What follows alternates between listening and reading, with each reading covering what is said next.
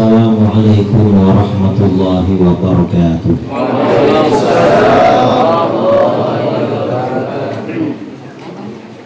Bismillahirrahmanirrahim. Alhamdulillahi rabbil alamin. Lahul hamdu wa lahul fadlu wa lahul ni'matu wa lahul thana'ul hasan. Asyhadu an la ilaha illallah wahdahu la syarika lah. Wa asyhadu anna sayyidana Muhammadan abduhu wa rasuluh.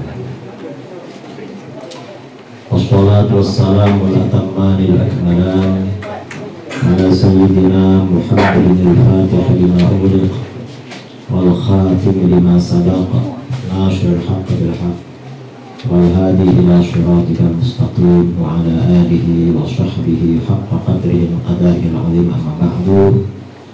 Yang saya muliakan dan saya hormati pendiri pengasuh Pondok Pesantren Ashabul Yamin, Syekhina Syekh Buya Al-Hajj Zamzami Yunus.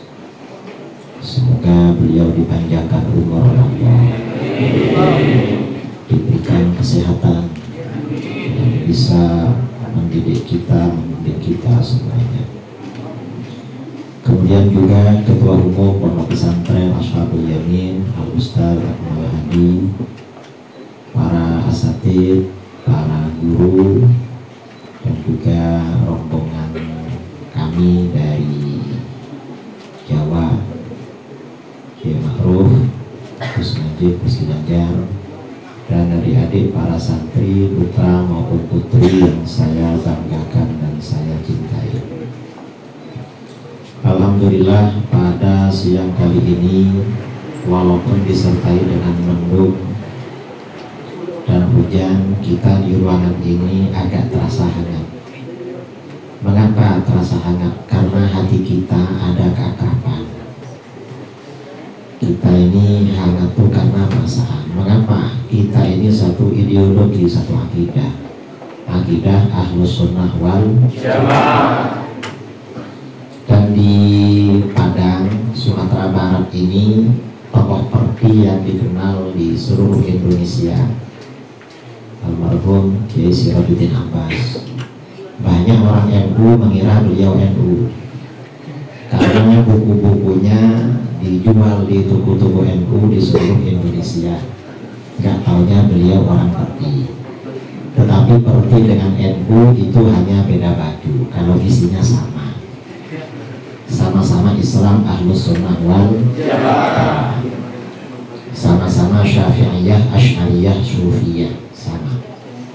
Nah, saudara-saudara yang dimuliakan oleh Allah, kita sekarang ini memang ada pada masa-masa yang penuh dengan fitnah. Fitnah di sini terutama tantangan umat Islam. Tantangan umat Islam ini banyak sekali. Ada tantangan yang berkaitan dengan sistem politik yang memang jauh dari nilai-nilai Islam. Kemudian juga sistem ekonomi, kemudian juga sistem pendidikan, sistem apa saja. Ini fitnah, banyak cobaan bagi kita, tidak sesuai dengan ajaran Islam. Dan lebih-lebih fitnah yang paling berat ini adalah fitnah akidah. Fitnah akidah, ujian, cobaan, tantangan akidah yang menyebabkan orang keluar dari Ahlus Sunnah wal Jamaah. Bahkan bisa lebih dari itu, menyebabkan orang keluar dari Islam. Na'udzubillah. Ini benar-benar tantangan. Karenanya saya ketika bersama kawan-kawan diajak jalan-jalan ke Padang, ke pondok-pondok, apalagi pondok salaf seperti Ashabul Yamin, yang satu-satunya pondok pesantren yang mengajarkan kitab kuning. Dulu disebut kitab kuning. Di sini kitab apa? Ya, kitab kuning. Sama ya. Walaupun sekarang kitabnya putih-putih, tapi masih disebut kitab kuning. Saya kalau masuk ke pondok-pondok itu senang, di mana-mana. Bahkan kadang ada acara pengajian oleh tahu saya jangankan diminta, gak diminta saya sowan. Karena ulama kita yang mengajarkan kitab ini semakin sedikit, barang antik. Buya ini barang antik kalau di Padang. Cari ulama seperti beliau yang mengajarkan kitab, yang sabar mengajarkan kitab, ini agak jarang. Dan Islam Ahlus Sunnah wal Jamaah yang akan menjaga, yang membentenginya orang yang belajar kitab. Kalau nggak belajar kitab nggak bisa. Saya senang ke pondok-pondok seperti ini. Mengapa? Karena saya juga lulusan pondok. Saya mondok itu di kampung 2 tahun, mulai umur 10 sampai umur 11, lulus sekolah dasar, pindah ke pondok pesantren Sitogiri, ya sebentar lah, cuma 18 tahun. Jadi di pondok itu 20 tahun. Insya Allah mungkin di sini ada yang lebih lama dari saya. Karena saya pikir sebentar, karena kalau ulama-ulama dulu itu gak ada apa mondok 18 tahun itu sebentar. Syekh Khadir Jilani itu mondok umur 18 tahun dan beliau berhenti lulus mondok, selesai mondok umur 50. Mondoknya 32 tahun. Makanya menjadi diberi gelar Sultan Al-Auliya. Jadi harus lama memang mondok. Nah, saya pasti senang. Mengapa? Ini berarti satu visi, satu misi, satu rasa dengan saya. Sama-sama pondok. Tadi Ustadz Akmal tanya, Pak Kiai suka makan apa? Kalau di luar, saya suka cari masakan Padang. Kalau di luar Padang. Kalau di sini nggak perlu cari. Kenapa? Karena Padang semua. Bedanya kalau yang di sini ini masakan Padang negeri, yang di luar itu swasta. Pasti yang negeri itu mungkin berkualitas daripada yang swasta. Nah, kita kembali kepada tadi tantangan Ahlus Sunnah wal Jamaah. Tantangan Ahlus Sunnah wal Jamaah ini besar sekarang. Mengapa? Dengan banyaknya aliran-aliran sesat. Syekh Sirajuddin Abbas di dalam bukunya menyebabkan beberapa aliran yang berkembang di Indonesia, termasuk Kiai Hasyim Asy'ari dalam risalah Ahlus Sunnah wal Jamaah. Pada awal-awal berdirinya Turki, juga awal-awal berdirinya NU, ada 3 aliran bahaya yang berkembang di Indonesia. Apa? Yang pertama adalah Wahabi. Dan Wahabi ini memang diisukan paling banyak ini di Padang kalau di Indonesia. Tapi alhamdulillah setelah jalan-jalan ternyata cuma kabar, walaupun mungkin banyak.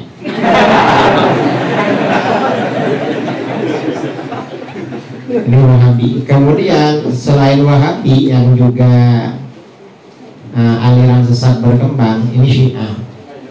Syiah ini mungkin di Padang tidak begitu. Syiah ini biasanya berkembang di daerah-daerah yang ada perkampungan para habaib, Ahlul Bait. Karena sasaran utama dari penganjur Syiah memang para habaib, itu pusatnya. Tapi tidak seramai Wahabi, lebih banyak Wahabi. Kemudian yang ketiga yang juga berkembang, aliran kebatinan, aliran torekot atau aliran hakikat kebatinan, tapi tidak bersyariat. Seperti sholat cukup ingat saja, tidak perlu sholat, yang penting ingat. Dan ini banyak di negeri kita. Ini 3 aliran. Ini awal-awal berdirinya NU dengan partai 3. Sekarang ini aliran di luar Ahlus Sunnah apakah masih 3? Bukan 3. Apa ada 30? Bukan 30. Masih lebih lagi. Apa 300? Bukan 300. Berapa? Mungkin ada 3000 di negara kita. Tahun 2009 saya meneliti dengan kawan-kawan di Jawa Timur. Jumlah aliran sesat itu hampir 300. Itu sekitar Jawa Timur. Kita ini provinsi ada berapa? 34, Kalau tiap provinsi ada 200 kali 34 itu berapa? Kan? Karena memang banyak aliran-aliran yang berkembang tapi tidak terpantau.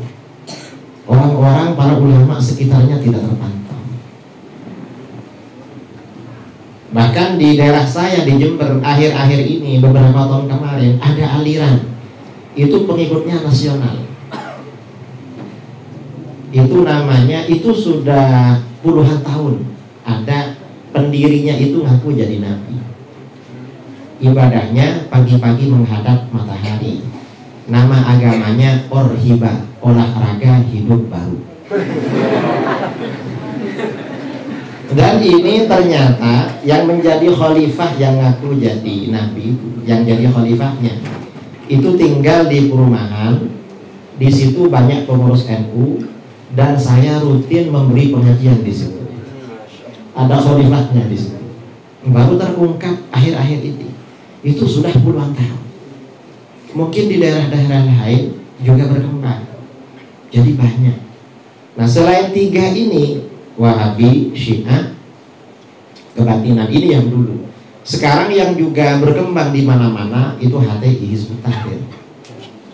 Walaupun dibubarkan tahun 2017 oleh Menko Polhukam waktu itu Pak Wiranto, tetapi pemikirannya masih tetap berjalan, Hizbut Tahrir. Kemudian selain HTI yang juga berkembang di negara kita, Syiah-Syiah lain. Kalau yang selama ini kan Syiah Imamiyah, ada Syiah Zaidiyah, ini juga mulai ada. Kemudian ada Syiah Bahai. Bahaiyah ini oleh para ulama disepakati keluar dari Islam, murtad. Dan bahkan juga yang lebih banyak lagi berkembang, terutama di kampus-kampus Islam, di UIN, di YIN, di STAIN, adalah paham liberalisme pluralisme.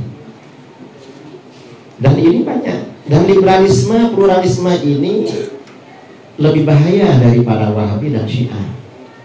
Mengapa Wahabi dan Syiah ini stadiumnya, kata para ulama, sesat dan menyesatkan, tidak sampai kufur. Tapi kalau ajaran-ajaran liberal itu stadiumnya itu sampai kufur, murtad. Kalau diukur dengan standar kitab-kitab konvensional di pondok-pondok di dayak-dayak, seperti Sulam Taufik, seperti Fathul Qari, Fathul Mu'in, keluar dari Islam. Dan ini banyak berkembang. Dan ini semuanya adalah tantangan bagi kita, adik-adik yang ada di pondok pesantren ini. Bagaimana nanti kita setelah keluar dari pondok menyelamatkan saudara kita dari virus-virus ini, dari virus-virus fitnah yang mengeluarkan seseorang dari akidah. Ini lebih bahaya daripada virus COVID, daripada coronavirus, ya, lebih bahaya. Karenanya ini yang memproduksi vaksin antivirusnya ini pondok-pondok. Pondok-pondok ini yang memproduksi vaksin antivirus di luar Ahlus Sunnah wal Jamaah. Nah, sekarang kita akan berbicara sebentar, ya, karena ini kan seminar. Kalau seminar itu ya cuma yang bisa melihat ya lihatlah, yang nggak bisa lihat cukup mendengarkan. Saya akan mencoba.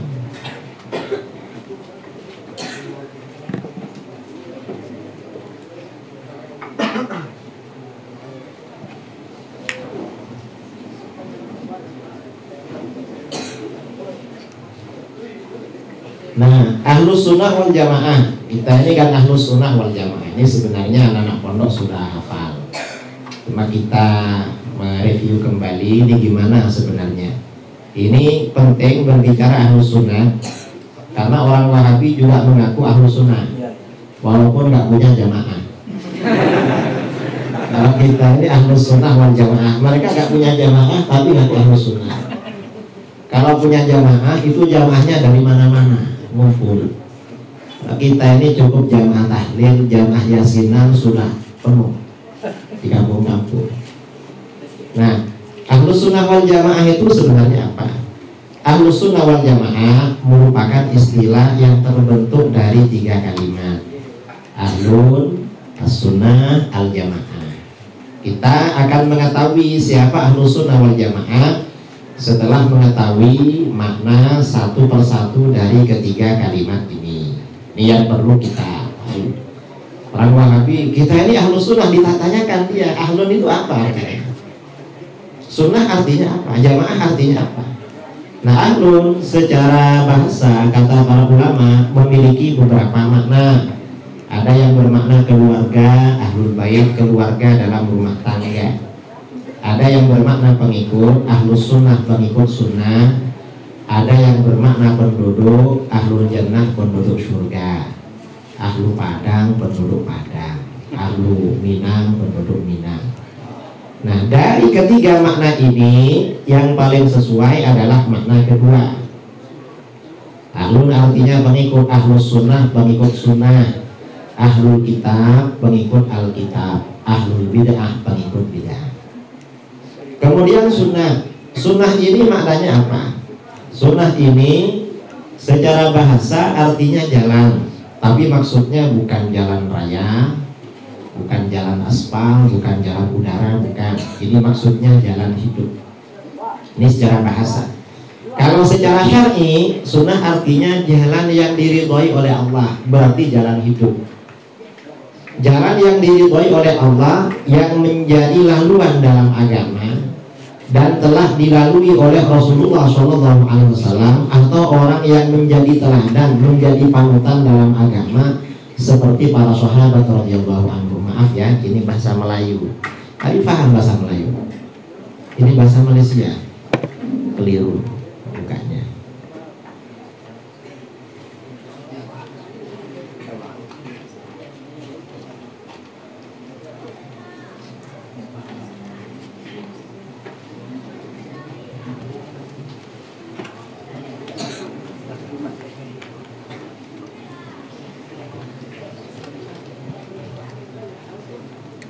Jadi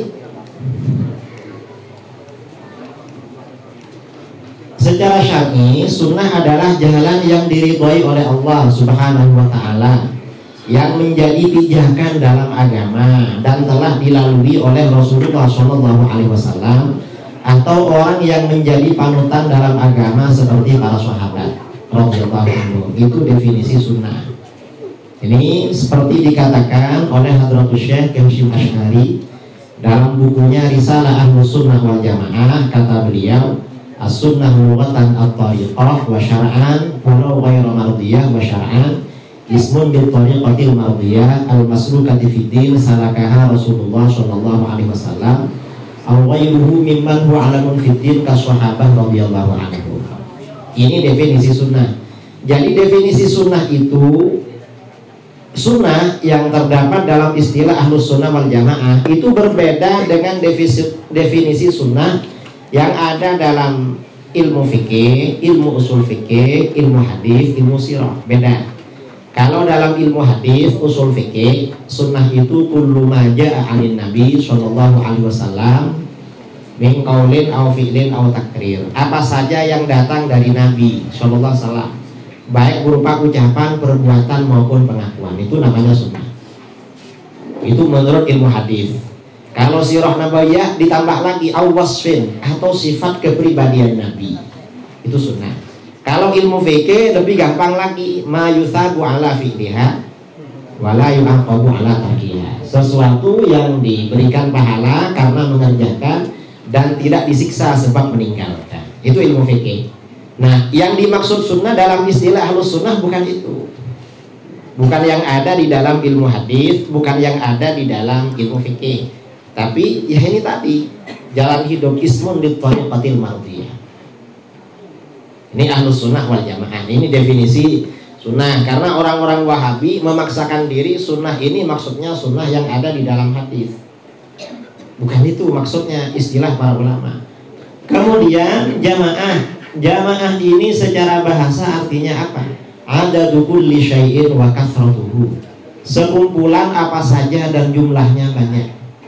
Apapun yang berkumpul jumlahnya banyak itu namanya jamaah. Kita yang ngumpul di sini karena banyak namanya jamaah. Di bawah tadi ada pasar, sebelum ke sini banyak orang di situ, itu namanya jamaah. Pokoknya di mana-mana berkumpul banyak orang jamaah secara bahasa. Kalau secara istilah jamaah di sini artinya apa? Secara istilah jamaah adalah golongan yang selalu menjaga kekompakan, kebersamaan dan kerukunan. Kompak, bersama dan rukun. Ya pokoknya kompak, gak bertengkar, itu jamaah namanya. Jamaah ini sebagai kebalikan dari kata al-furqah. Furqah artinya golongan yang berpecah belah dan bercerai-berai, berantem. Itu namanya furqah. Dikatakan al-jamaah karena golongan ini selalu menjaga kekompakan, kebersamaan dan kerukunan terhadap sesama.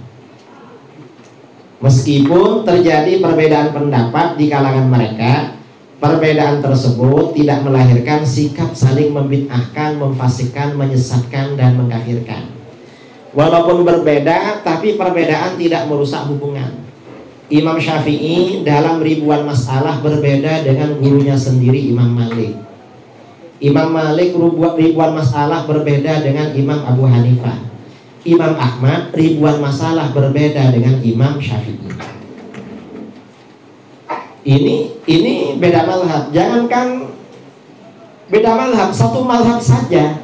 Imam Ibnu Hajar dan Imam Romli dalam syarah Minhajut Talibin, Imam Ibnu Hajar menulis kitab Tuhfatul Muhtaj, kemudian Imam Romli menulis Nihayatul Muhtaj. Beliau ini sama-sama mengarang syarah Minhaj, sama-sama muridnya Syekh Zakaria Ansari.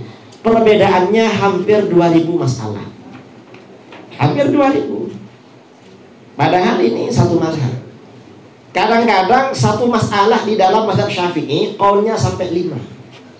Ini contoh ya yang disebutkan Imam Nawawi dalam kitab Al-Kar masalah kunut. Kunut itu sunnah apa enggak? Mazhab Syafi'i sunnah.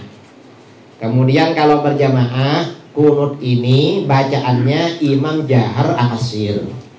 Sebagian murid Imam Syafi'i mengatakan jahar, sebagian mengatakan sir. Makmumnya baca sendiri-sendiri. Cuma kata Imam Nawawi yang muktamad yang dibaca jahar. Lalu kalau dibaca jahar, makmumnya ini apa baca amin, apa baca juga? Ada yang mengatakan baca juga, ada yang mengatakan baca amin saja. Ini sama-sama mazhab Syafi'i. Cuma kata Imam Nawawi yang muktamad makmumnya baca amin. Lalu kalau makmumnya baca amin, yang dijahar oleh imam ini semua apa sebagian? Ada yang bilang semuanya jahar, ada yang bilang sebagian. Cuma yang muktamad katanya sebagian. Yang bagian sana tidak dibaca jahar, tapi pelan, karenanya makmum baca juga. Ini dalam kitab Al-Kar. Kemudian ada pertanyaan lagi, itu pada waktu kunut angkat tangan apa enggak? Sebagian muridnya Imam Syafi'i mengatakan sunnah angkat tangan, sebagian mengatakan enggak sunnah angkat tangan. Cuma kata Imam Nawawi yang kuat angkat tangan. Yang kuat aja karena dalilnya zanni. Karenanya kalau ada orang kunut, misalnya subuhnya terlambat, subuhnya kesiangan, sholat di masjid, agar gak ketahuan, kunutnya agak angkat tangan. Mengapa? Ikut salah satu pengikut Imam Syafi'i yang mengatakan gak sunnah angkat tangan. Cuma berdirinya agak lama, ini tidak kok lama sekali. Tidak tahunya baca kunut. Oh berarti ini alim di pondok ini. Gak ketahuan. Ini dalam satu mazhab sampai terjadi banyak pendapat. Walaupun terjadi banyak pendapat, antara yang satu dengan yang lain tidak saling membid'ahkan, mengkafirkan, menyesatkan. Ini namanya jamaah. Jamaah. Ini definisi ya. Ini seperti diterangkan oleh para ulama dalam kitab-kitab kamus. Al-jamaah lughatan firqatun yajtami'un. Kalau dalam kitab-kitab akidah, dalam al-farqu bainal firaq, ahlus sunnah la yukaffiru ba'duhum ba'dha wa laysa bainahum khilaf yujibu tabarri wat takfir. Fahum idzan ahlul jamaah. Nah sekarang setelah kita tahu definisi ahlus sunnah wal jamaah, pertanyaannya, siapa ahlus sunnah wal jamaah? Siapa ahlus sunnah? Dan pertanyaan ini penting. Mengapa penting? Karena dalam hadis-hadis Rasulullah Shallallahu Alaihi Wasallam menegaskan Yahudi pecah menjadi 71 aliran. Jangan dikira Yahudi itu rukun, 71 golongan. Kristen menjadi 72, pecah. Sesama Kristen ini saling bunuh-membunuh. Nah, sampai sekarang sesama Kristen, Islam tidak kalah dari mereka, lebih banyak lagi. Berapa? 73. Ini 73 yang besar-besar. Kalau dengan yang kecil-kecil di negara kita lebih 2000. Nah, dari 73 aliran umat Islam yang ada, siapa yang Ahlus Sunnah wal Jamaah? Ini yang penting. Siapa Ahlus Sunnah wal Jamaah? Ternyata tidak semua aliran dalam Islam mengaku sebagai Ahlus Sunnah. Enggak semuanya. Misalnya Khawarij ini menamakan dirinya golongan Asyurat. Asyurat itu artinya golongan yang menjual diri. Kenapa menjual diri? Khawarij itu biasanya anggotanya minoritas sedikit, tapi militansinya luar biasa. Karenanya mereka berani memerangi golongan mayoritas dan selalu kalah. Setelah kalah, kata pimpinan mereka, gak apa-apa kita kalah, karena teman kita yang mati itu menjual nyawa membeli surga. Teroris doktrinnya seperti itu, teroris. Khawarij ini pecah menjadi 20 golongan. Syiah ini menamakan dirinya Syiah, gak mau menyebut Ahlus Sunnah wal Jamaah. Kemudian Mu'tazilah ini menamakan dirinya Ahlul Adli wat Tauhid, pengikut keadilan dan tauhid. Mengapa dinamakan pengikut keadilan? Karena kata Mu'tazilah, orang yang tidak ikut Mu'tazilah berarti punya keyakinan Tuhan tidak adil. Kenapa begitu? Karena di luar Mu'tazilah beriman kepada qada qadar. Orang yang percaya kepada takdir berarti menganggap Tuhan tidak adil. Ini kata mereka. Mengapa? Lo katanya yang menentukan si A jadi orang soleh Tuhan, si B jadi orang nakal Tuhan. Sama-sama Tuhan yang menentukan mengapa yang A masuk surga, yang B masuk neraka. Kan gak adil Tuhan. Ini kata Mu'tazilah. Karenanya mereka menamakan dirinya Ahlul Adli wat Tauhid. Kemudian dikatakan pengikut tauhid, nanti ya cara membalasnya. Karena menurut Mu'tazilah, orang yang gak ikut Mu'tazilah tidak bertauhid, syirik. Mengapa? Karena menetapkan sifat ma'ani, qudrat, iradat, ilmu, hayat, sama, basar, kalam. Syirik menetapkan itu. Mu'tazilah gak menetapkan. Karenanya ahli tauhid. Mu'tazilah ini pecah menjadi 20. Mu'tazilah ini sekarang sudah tidak ada, tapi akidahnya diadopsi oleh Hizbut Tahrir, Syiah. Hizbut Tahrir ini Mu'tazilah. Ini yang perlu kita tahu. Nah, 20 kali 3 berapa? 60. Sudah 60 golongan yang tidak mengaku Ahlus Sunnah wal Jamaah. Kalau ini gak mengaku, lalu siapa? Ternyata dalam perjalanan sejarah hanya 2 golongan yang mengaku sebagai representasi Ahlus Sunnah wal Jamaah. Siapa? Yang pertama, golongan mayoritas kaum muslimin, jumhurul muslimin yang mengikuti mazhab Asy'ariyah Maturidiyah. Itu kita. Mengapa ini dikatakan mayoritas? Karena 90% umat Islam itu Asy'ariyah Maturidiyah. 90%. Kita ini 90%, cuma kita ini kalah iklan. Mereka ini banyak punya TV, banyak punya radio. Ini saya nyampe ke sini ada laporan, Pak Kiai, ini ada TV apa? Surau TV ya. Ini Wahabi bikin TV lagi, Surau TV. Ya biarlah mereka bikin main TV aja. Yang penting kita gak nonton TV-nya. Yang susahnya kalau nonton. Tapi ini memang kalau bisa ya harus dilawan. Yang mereka yang cuma TV-nya aja yang banyak, jamaahnya sedikit. Karena banyak uangnya.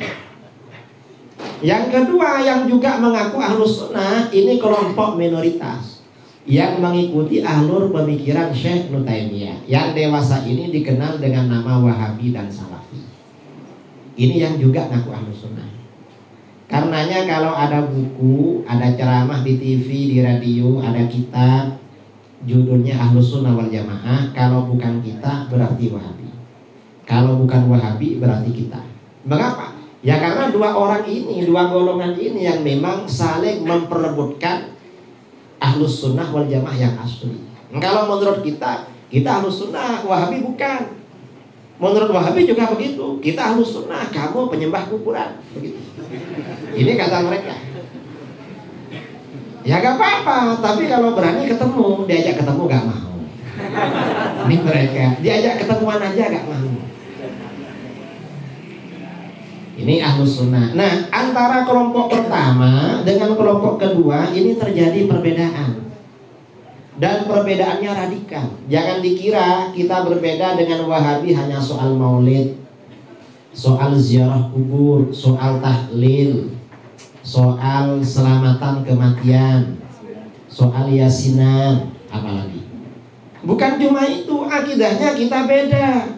Kalau kita ini akidahnya sifat 20, wujud qidam baqa, kalau mereka tauhid bagi tiga. Dan ini antara sifat 20 dengan tauhid 3 itu saling bertentangan. Itu bagaikan air dengan minyak, gak bisa ketemu. Atau bagaikan air dengan daun keladi, daun talas. Apa kalau di sini namanya? Daun talas. Daun keladi. Daun tali. Mirip-mirip sedikit ya dengan di Jawa itu. Memang satu bangsa. Jadi mirip-mirip. Memang bahasa di Indonesia, Malaysia itu agak mirip-mirip. Cuma dirobah A, dirobah E, dirobah apa gitu. Ini berbeda. Nah, karena berbeda, maka antara ini terjadi, antara kita dengan Wahabi terjadi pertarungan ideologi. Tarik menarik. Kata kita ini yang Ahlus Sunnah, kata Wahabi, Wahabi yang Ahlus Sunnah. Nah, dalam sebuah pertarungan sudah pasti ada yang menang dan ada yang kalah. Pertanyaannya, siapa pemenang dalam pertarungan ideologis tersebut? Kita ini kalau berdebat dengan Wahabi, yang menang siapa? Jelas Ahlus Sunnah wal Asy'ariyah Maturidiyah. Kalau nggak percaya, buktikan. Bagaimana? Buktikan sendiri. Kalau ada orang Wahabi di kampungnya, dia ceramah Yasin sesat, kirimi surat, Ustaz besok ketemuan bahas ceramah antum tadi malam. Pasti gak mau. Pasti gak mau. Kalau gak percaya ya, kecuali kalau menganggap ini bodoh, datang dia. Itu mereka. Pasti gak mau. Kita ini selalu menjadi pemenang. Nah, karena selalu jadi dalam pertarungan ideologis antara jumhurul muslimin, Asy'ari Maturidi, melawan kelompok minoritas pengikut mazhab Ibnu Taimiyah, ini selalu dimenangkan oleh golongan mayoritas Asy'ariyah Maturidiyah. Mengapa? Karena konsep-konsep akidah Asy'ariyah Maturidiyah memiliki dalil-dalil yang kuat, dalil Al-Quran, Sunnah maupun dalil-dalil akliyah. Akal-akalan, kita ini menang. Akal-akalan aja menang, apalagi sungguhan. Ini Wahabi ya. Ini karena kita ini selalu menjadi pemenang, maka kata para ulama sejak dulu Ahlus Sunnah wal Jamaah identik dengan Asy'ariyah Maturidiyah. Dalam kitab Ithafus Sadah Al-Muttaqin dikatakan, idza utliqa Ahlus Sunnah wal Jamaah fal muradu bihim al-Asy'ariyah wal Maturidiyah. Apabila Ahlus Sunnah wal Jamaah disebutkan, maka maksudnya adalah golongan Asy'ariyah Maturidiyah. Jadi kalau aswaja dibicarakan, ya Asy'ariyah Maturidiyah, bukan siapa-siapa. Wahabi gak berhak menyandang nama Ahlus Sunnah, karena ini sudah menjadi merek, sudah menjadi nama bagi Asy'ariyah Maturidiyah. Ya cuma Wahabi memang cari nama dengan nama Ahlus Sunnah wal Jamaah. Yang perlu kita tahu. Nah, sekarang kita pindah tema ya. Jadi bahwa kita ini memang benar-benar Ahlus Sunnah wal Jamaah. Ini biasanya kalau orang sekarang persoalan seperti ini digugat. Apa gugatannya? Kiai, ada dalilnya enggak? Karenanya jadi ustadz ya, jadi penceramah, jadi kiai zaman sekarang lebih berat daripada zaman dulu. Karena orang dulu bertanya itu untuk diamalkan. Kiai, ini gimana hukumnya? Haram. Sudah, nggak tanya lagi. Kalau orang sekarang dijawab, Kiai, ini gimana hukumnya? Ini sunnah. Pasti tanya lagi. Ada dalilnya. Ya kalau ada hukum berarti ada dalil. Masa ada hukum tanpa dalil? Itu namanya penggelapan. Pasti ada dalil. Kalau dibilang ada dalil, tanya lagi dia. Itu dalilnya Al-Quran apa hadis ya? Kita ini disuruh hafal dalil Al-Quran dan hadis. Nanti kalau dijawab Al-Quran, tanya lagi surat apa, ayat berapa.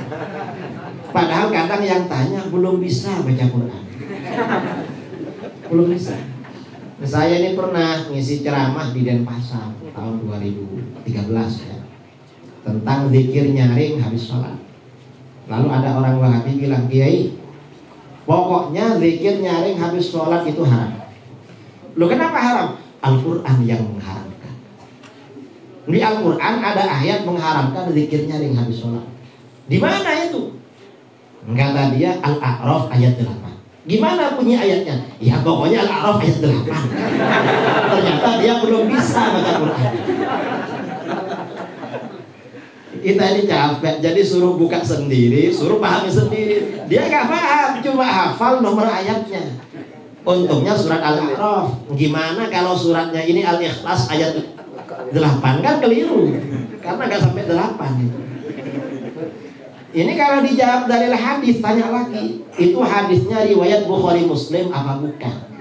Lu mana sekarang yang santri yang hafal Bukhari Muslim?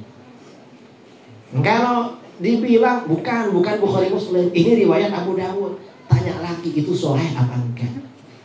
Kita ini disuruh jadi ahli hadis sama mereka. Ya kan, dan begitu. Wahabi ya memang itu memang ta'annud ya, tanya. Nanti kalau dijawab ya kadang ada yang sadar, kadang ada yang enggak. Tapi kita ini berdakwah cara begini, alhamdulillah sudah banyak yang kembali ke dalam Ahlus Sunnah wal Jamaah. Karena penting kalau adik-adik ini menyebar ya, pulang dari pondok ini menyebarkan Ahlus Sunnah, insyaallah nanti Padang ini kembali Ahlus Sunnah wal Jamaah lagi. Seperti dulu. Karena di Padang ini kan memang saya ziarah ke beberapa makam para aulia, para ulama. Itu tempatnya para ulama besar, seleting dengan ulama-ulama yang ada di Jawa. Kita ini tinggal melanjutkan. Ini dalil-dalil Ahlus Sunnah wal Jamaah. Kalau ada yang bertanya, apakah ada dalilnya Ahlus Sunnah wal Jamaah itu Asy'ariyah Maturidiyah? Ini sekarang. Ya jelas ada, masa tidak ada? Pasti ada lah, masalahnya kamu minta berapa. Dalilnya ada di semua dalam kitab tafsir, dalam kitab hadis ada semua. Nah sekarang ya, masalah dalil saya tidak akan melanjutkan yang ini biar tidak terlalu lama. Asal jam berapa? Jam muasa ya. Muasa ya, ya pokoknya sampai sampai kuat-kuatan. Saya kuat, yang mendengarkan kuat juga. Saya kalau di mana, saya biasa memang kalau daurah begini sama Gus Ma'ruf ini mulai pagi sampai jam 12 itu biasa. Gantian saya 2 jam, nanti beliau 2 jam. Lalu setelah itu saya 2 jam lagi.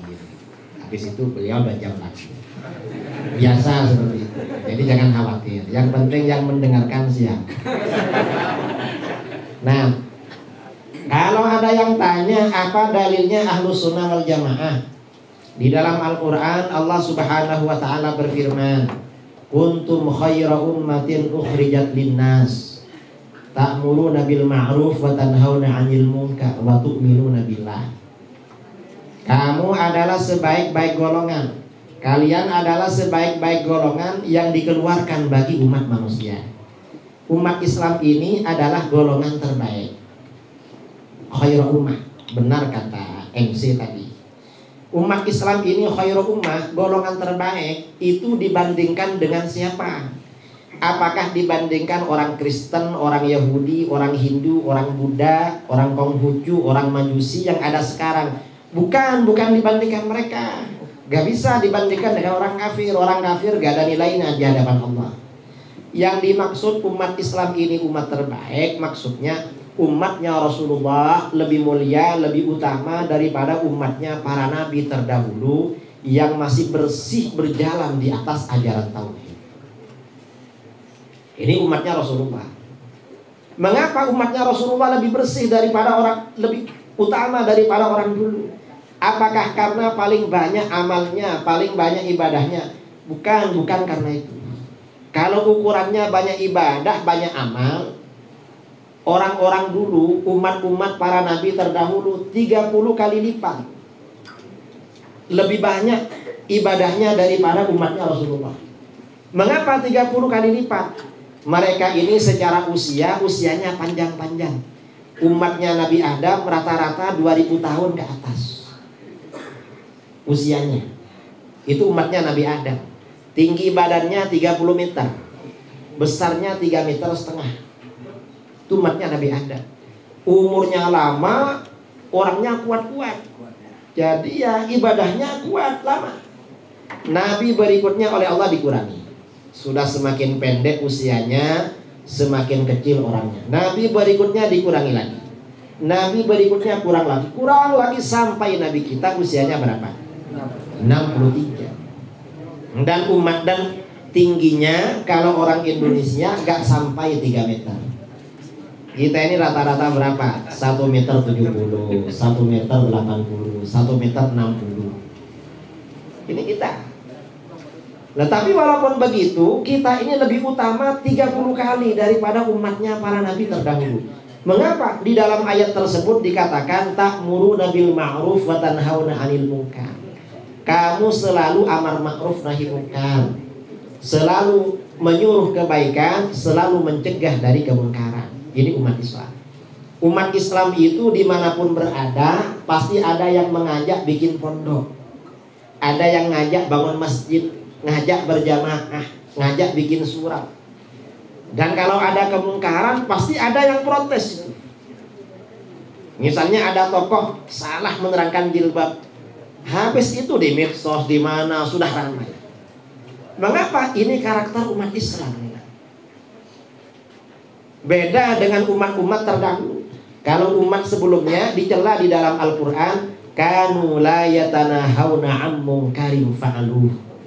Mereka tidak saling mencegah dari kemungkaran yang mereka lakukan. Nah, karena umat Islam ini selalu amar ma'ruf nahi munkar, maka bagaimana umat Islam ini dijaga oleh Allah? Mayoritas mereka istiqomah di dalam ajaran Ahlus Sunnah wal Jamaah. Karenanya di dalam hadis ya, standarnya Ahlus Sunnah, Rasulullah SAW bersabda, innallaha la yajma'u ummati ala dhalalah. Sesungguhnya Allah tidak menghimpun umatku di atas kesesatan. Artinya kalau umat Islam ini bersepakat, kesepakatan itu dijamin benar. Karena dijamin benar, kesepakatan para ulama itu hukumnya mengikat, wajib diikuti. Karena wajib diikuti, orang yang melanggar kesepakatan itu akan divonis mengikuti aliran sesat. Ini dalam ilmu usul fikih disebut dengan teori ijma' ulama. Ijma'. Kalau ijma'nya umat dulu tidak dijamin. Orang Kristen berijma' Trinitas, gak bisa itu. Ijma'nya ulama, ijma'nya umat dulu gak maksum gitu. Ijma' ini menjadi dalil hanya umat Islam. Karena ijma' yang maksum ini yang dijaga dari kesesatan hanya ijma'nya umatnya Muhammad. Ijma'nya umat dulu gak dijamin. Ini umat Islam. Ini kalau berijma'. Kalau umat Islam tidak berijma', maka apa standar kebenarannya? Kalau umat Islam tidak berijma', dalam hadis tersebut, fa idza ra'aitumul ikhtilaf fa'alaikum bis-sawadil aqwa. Kalau kamu melihat terjadinya perbedaan pendapat, maka ikuti golongan mayoritas. Mayoritas ini jelas Ahlus Sunnah wal ya kita, yang mayoritas ya kita, yang istiqomah ikut ijma' kita. Asy'ariyah Maturidiyah ini, mazhabul arba'ah Sufiyah ini selalu mengikuti ijma'.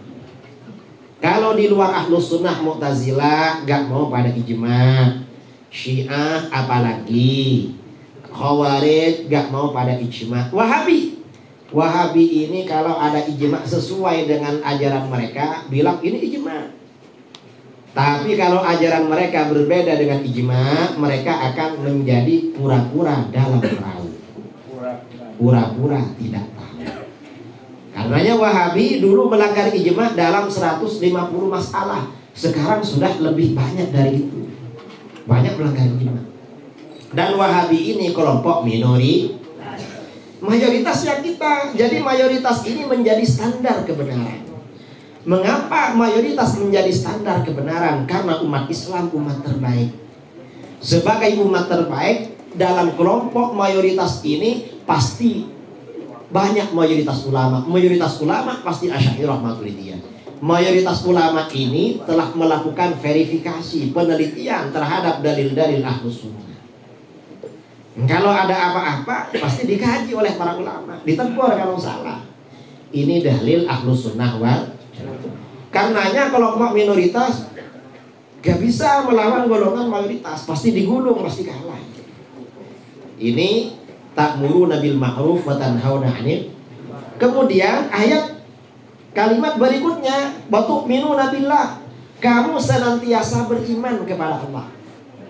Jadi ta'muruna bil ma'ruf wa tanhauna 'anil munkar wa tu'minuna billah. Ini menggunakan jumlah fi'il mudhari'. Fi'il mudhari' itu kalau di dalam ilmu balaghah maknanya yufidu istimrar tajaddudi.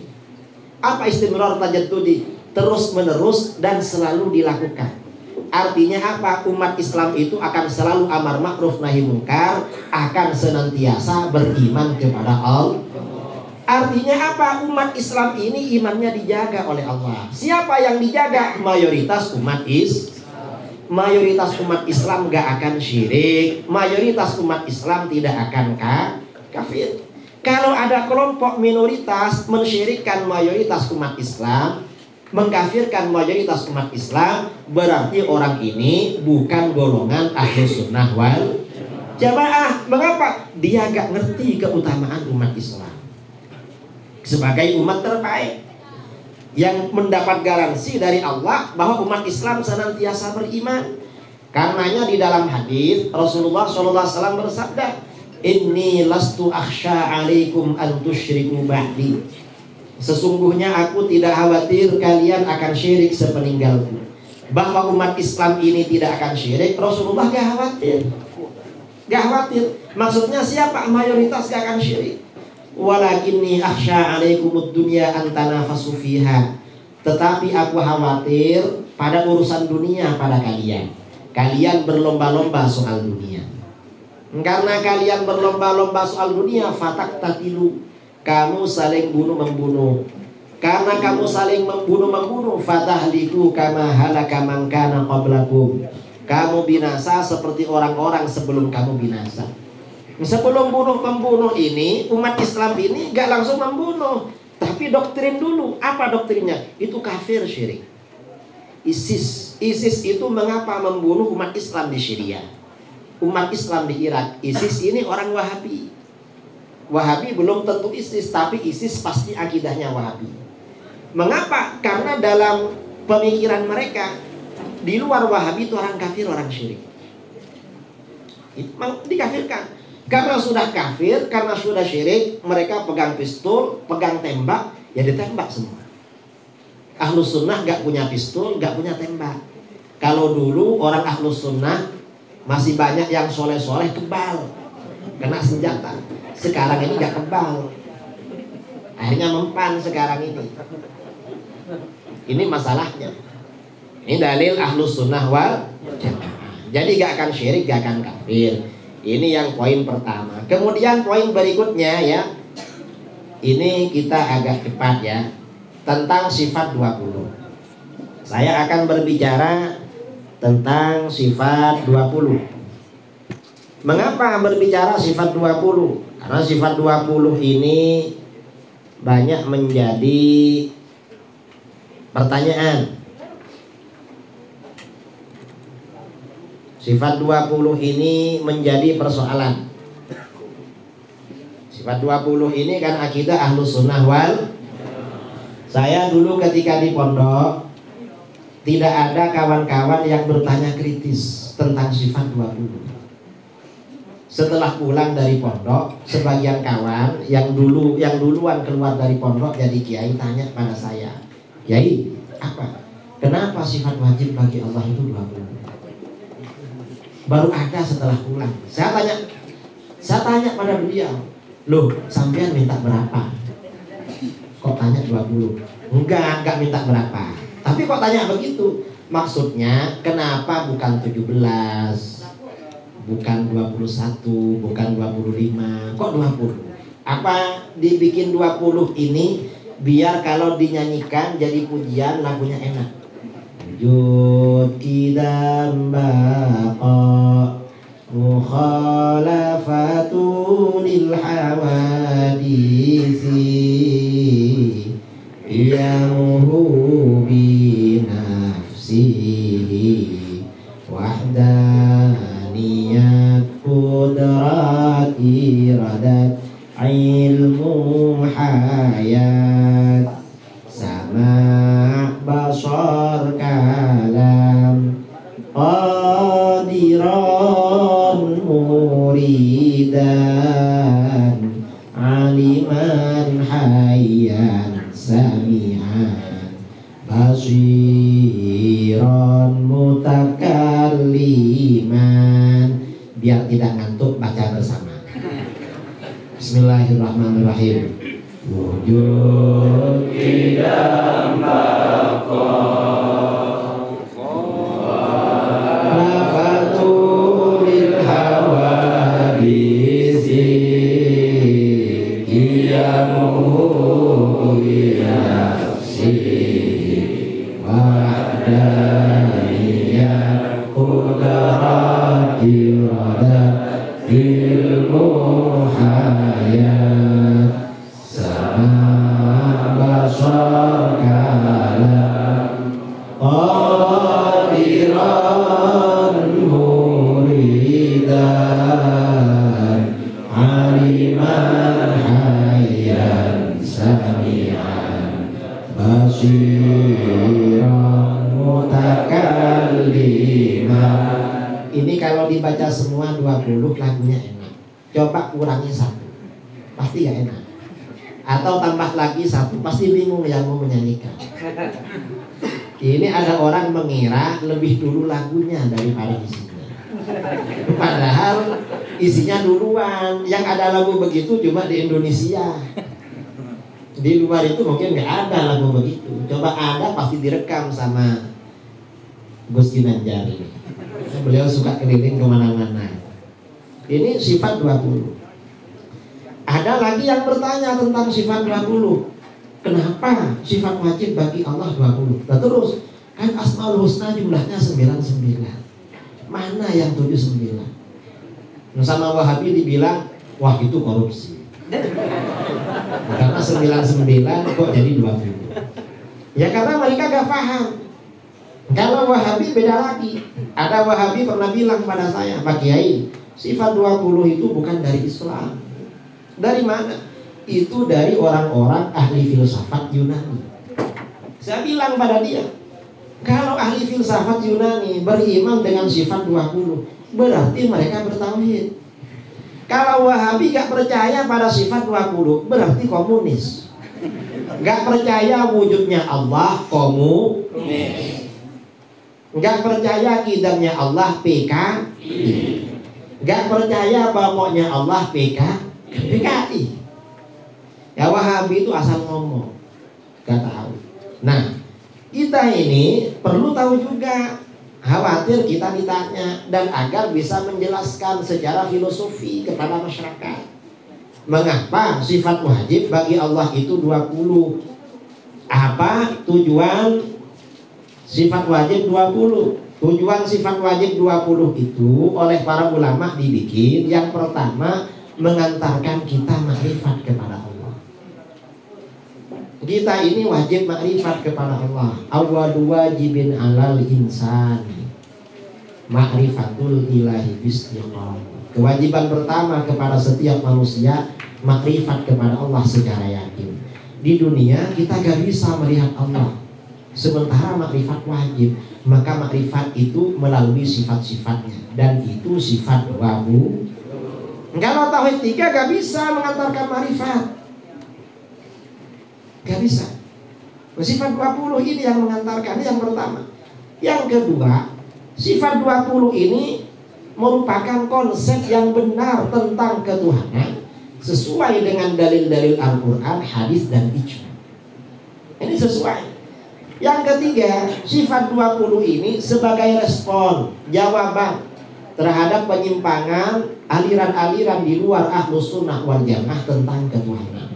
Jadi sifat 20 ini ada hubungannya dengan Mu'tazilah, dengan Syiah, dengan HTI, dengan Wahabi, apalagi dengan komunis.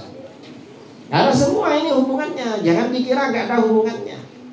Nanti kita bicarakan tapi sedikit aja. Mungkin dari 20 ini kita bicarakan 5. Yang 15 biar para asatid di sini melanjutkan. PR dari saya. Kemudian yang keempat, mengapa 20? Kok bukan lebih 20? 20 ini batas kemampuan akal manusia dalam makrifat dan mengenal Allah. Lebih dari 20 akal manusia gak mampu. Kita ini jangankan mengenal Allah, mengenal sesama manusia, kemampuan kita ini terbatas. Saya kalau ngisi ustazah-ustazah di Jawa yang sudah akrab dengan saya, sering saya ngisi, saya tanya, ustazah kenal dengan saya apa enggak? Kenal Pak Kiai, betul? Betul. Saya tanya, saya ini sudah kawin apa belum? Sudah, katanya. Pertanyaan kedua, berapa kali? Gak bisa, gak tahu ya kalau berapa kali. Kenapa? Pak Kiai sering ke Sumatera. Dan kalau ke Sumatera lama. Kenapa kok lama? Apa? Mereka ini dikira begitu. Padahal ya cuma jalan-jalan aja. Artinya kemampuan kita mengenal orang di sekitar kita terbatas, apalagi mengenal Allah. Itu kemampuannya hanya 20, lebih dari 20 gak mampu. Yang kelima, mengapa sifat 20? Sifat 20 ini sebagai jawaban terhadap soal-soal yang mendasar tentang Allah. Kita ini kalau berkenalan dengan orang, pasti pertanyaannya, siapa namamu? Masmuk. Ini kalau baru belajar bahasa Arab, Masmuk, siapa namamu? Ismi fulan bin fulan. Min aina anta, dari mana kamu? Oh, ana min Padang. Kemudian aina taskun, tinggal di mana sekarang? Itu kalau kita kenalan dengan orang. Nah, sifat 20 itu juga begitu. Sehari semalam kita ini beribadah kepada Allah. Mau tidur, bangun tidur, masuk kamar mandi, keluar kamar mandi, mau makan, selesai makan, mau ke masjid, turun dari masjid, semuanya ada doanya. Ibadah terus pada Allah. Pertanyaannya, adakah Allah? Apakah Allah itu ada? Jawabannya adalah sifat wujud. Orang itu pertanyaan pertama pasti ada. Kamu kalau bertamu ke rumahnya teman, lalu yang keluar ibunya, apa? Si fulan ada. Kan begitu. Kalau ada itu artinya pertanyaan pertama. Jadi Allah ini wajib bersifat wujud. Allah wajib memiliki sifat wujud ada. Karena Allah wajibul wujud, maka kebalikan dari sifat wujud yaitu ada mustahil bagi Allah. Allah mustahil memiliki sifat adam, tidak ada. Dalilnya mana? Dijelaskan di dalam kitab-kitab akidah. Dalilnya Al-Quran, hadis, akal. Cuma biasanya dalil sifat wujud ini yang sering disampaikan oleh para ulama dalil akli. Dan ini adik-adik yang ada di pondok, dalil wujudnya Allah ini perlu diperkuat. Mengapa? Karena kalau dalil wujudnya Allah tidak kuat, pulang dari pondok lalu kuliah ke UIN atau YIN, berjumpa dengan kawan-kawannya atau dosen yang agak komunis, diajak ragu-ragu wujudnya Allah. Na'udzubillah min. Jadi penting ini dalil wujudnya Allah. Dan kita harus bisa menjawab secara qat'i, secara definitif. Kalau nggak bisa bahaya ini masalah dalil wujudnya Allah. Saya tidak membicarakan dalil wujudnya Allah. Nah kemudian para ulama menetapkan sifat wajib bagi Allah, wujud bagi Allah. Mengapa? Dulu sebagian Syiah berpandangan bahwa Allah tidak boleh disifati dengan wujud dan ada. Allah itu tidak ada, Allah itu tidak wujud dan tidak ada. Tapi bagaimana kata Syiah? Allah itu antara ada dan tiada. Ini bahaya ini, antara ada dan tiada. Karena dalam konsep masyarakat antara ada dan tiada itu tidak ada. Kamu misalnya ditawari, kamu kalau bisa menolong saya kasih hadiah yang istimewa. Apa? Antara ada dan tiada. Ya gak ada itu. Berarti gak mau ngasih. Karenanya ditetapkan sifat wujud. Dan dari sifat wujud ini banyak sekali. Ini pertanyaan pertama. Pertanyaan kedua, kalau Allah itu wujud, sejak kapan wujudnya Allah? Ini kan simpel sebenarnya. Jawabannya adalah tidak. Wujudnya Allah itu tanpa permulaan. Karena itu kebalikan dari sifat idam, yaitu hudus, baru mustahil bagi Allah. Dalilnya mana? Al-Quran, hadis, ijma, akal. Mengapa Allah bersifat idam? Kalau Allah itu tidak bersifat idam, berarti Allah itu ada permulaannya. Kalau Allah itu ada permulaannya, berarti Allah itu mungkinul wujud, sesuatu yang mungkin adanya. Sedangkan Allah itu kan wajibul wujud, karena Allah yang menciptakan maujudat. Yang menciptakan maujudat ini pasti Allah. Ini kembali lagi ke sifat wujud. Mengapa Allah itu wajib bersifat wujud? Biasanya yang disampaikan di dalam kitab-kitab tauhid itu wujudnya alam. Apa dalil adanya Allah? Dalil wujudnya Allah adalah adanya alam. Kok bisa alam ini menjadi dalil wujudnya Allah? Ya, karena alam ini perkara baru. Apa buktinya alam ini perkara baru? Alam ini selalu berubah. Kita ini manusia asalnya setetes sperma, mani. Setelah itu berubah 40 hari, berubah segumpal darah. 40 hari segumpal daging, 40 hari digambar. Setelah itu keluar, kita ini masih merah, cuma bisa melak, bisa gimana, bisa melihat, bisa nangis, belum bisa merangkak. Terus besar. Ini namanya berubah. Setelah itu tua, habis itu mati. Alam ini berubah, kita ini berubah, gedung-gedung ini berubah, gunung berubah, langit semuanya berubah. Sesuatu yang berubah berarti baru. Asalnya tidak ada lalu ada. Setiap sesuatu yang baru berarti asalnya tidak ada lalu ada. Setiap sesuatu yang asalnya tidak ada lalu ada, pasti ada yang mencipta, dan itu adalah Allah. Dan tidak mungkin yang menciptakan perkara baru ini juga perkara baru. Berarti yang menciptakan ini adalah perkara yang wajibul wujud, yaitu bersifat kita. Mengapa tidak mungkin perkara baru? Perkara baru, jangankan menciptakan perkara baru, perkara baru ini mempertahankan eksistensinya tidak mampu, apalagi membuat perkara baru. Contohnya apa? Kata Sayyidina Ali, manusia ini kalau sudah berusia 22 tahun nggak bisa tinggi lagi. Kalau masih 17 masih akan nambah beberapa senti. Kalau sudah 22 itu puncak ketinggian. Minta tinggi lagi gak bisa. Kalau kecerdasan otak ini puncaknya umur 27 tahun. Kalau dari kecil menghafalkan nazam sampai umur 27, 1 jam mampunya 10, ya setelah itu ya cuma segitu. Ditambah gak bisa, karena itu kemampuan kecerdasannya. Yang bertambah itu pengalaman. Kalau kesempurnaan fisik, penduduk surga itu 33 tahun. Itu 33. Setelah 33, fisik ini mulai berubah. Yang namanya rambut satu demi satu mulai putih. Yang namanya kulit satu demi satu ini mulai agak kusut. Asalnya kencang menjadi keriput. Yang namanya gigi satu demi satu mulai patah, mulai tangkap. Kalau nggak dicabut sakit terus menerus. Nah, kita ini menjaga agar fisik kita gak berubah, gak bisa. Kok berubah? Berarti sudah tua. Apalagi menciptakan. Berarti yang menciptakan ini bukan perkara baru dan wajib bersifat kita. Logikanya seperti itu. Ini akal, ini dalil akli. Adik-adik harus hafal seperti itu. Mengapa? Untuk menjaga iman saudara-saudara kita. Dan kita harus lantang berbicara seperti itu. Mereka ini dalilnya cuma asal-asalan. Mereka gak percaya sama pengiran. Kenapa? Tuhan itu gak kelihatan. Loh, apa setiap sesuatu yang ada harus kelihatan? Kan enggak.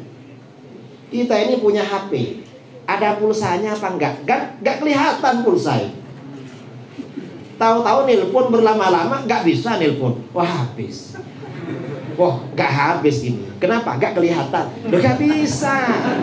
Itu bodoh namanya kalau sesuatu harus kelihatan itu. Ini secara rasional begitu. Ini dalil sifat kidam ya. Nah, masalah sifat kidam ini Wahabi meyakini ada perbedaan dengan Wahabi kita. Apa? Wahabi meyakini bahwa wujudnya Allah tanpa permulaan. Tetapi kata Wahabi mengharapkan istilah kidam. Tapi gak boleh pakai kidam. Kenapa gak boleh? Ini kidam, ini bid'ah. Mengapa bid'ah? Kidam tidak ada dalam Al-Quran dan hadis. Ini mereka. Padahal di dalam hadis ada dan telah menjadi ijma para ulama. Jadi Wahabi melanggar ijma dan tidak tahu hadis. Padahal guru mereka Syekh Ibnu Qayyim al-Jauziyah menyebut kidam. Wahabi gak mau sama kidam. Ini mereka. Kita harus tahu. Ini pertanyaan kedua. Pertanyaan ketiga, Allah yang wujud dan kidam sampai kapan wujudnya? Orang itu biografinya lahir tanggal sekian, meninggal tanggal sekian. Allah itu gak ada tanggal lahirnya karena kidam. Kemudian gak ada tanggal matinya karena bako. Sampai kapan? Jawabnya adalah sifat bako. Kita ini kan tidak bako, karenanya ada tanggal kematiannya. Karena Allah ini wajib kekal, wajib abadi, maka kebalikan dari bako yaitu fana mustahil bagi Allah. Dalilnya mana? Al-Quran. Wa yabqa wajhu rabbika dzul jalali wal ikram. Hadis ijma' akal. Ini dalil. Nah, lalu bagaimana dengan Wahabi? Sebagian mujassimah yang akidahnya seperti Wahabi, ada yang berpendapat bahwa Allah akan kekal wajahnya saja. Selain wajahnya akan hancur, akan rusak. Mengapa? Kata mereka karena ada ayat kullu syai'in halikun illa wajhah. Segala sesuatu akan binasa kecuali wajah Tuhan. Wah, Tuhan tinggal wajahnya, kata mereka. Padahal oleh para ulama ditakwil, yang dimaksud illa wajah itu kecuali Allah. Mengapa menyebut wajah? Menyebut wajah ini ditakzim. Bukan berarti wajah Allah itu zat maksudnya. Mereka ini ya gak paham, ngawur mereka ini. Ini pertanyaan ketiga. Pertanyaan keempat, Allah yang wujud, kidam dan baqo itu seperti apa? Kita ini kalau berbicara sesuatu, lama-lama kan pasti tanya seperti apa. Kamu misalnya ya, ustadz-ustadz yang ingin bertunangan, didatangi oleh mamanya, kamu gak mau tunangan. Loh ma, ini sudah lama saya tunggu pertanyaan ini. Memangnya sudah ada calon buat saya? Oh sudah ada. Pasti tanya lagi, seperti apa ma? Nah, kalau untuk kamu pasti yang cantik, cuma agak gemuk. Mengapa? Ya biar memperbaiki keturunan. Kamu kan kurus, biar anaknya tidak terlalu kurus.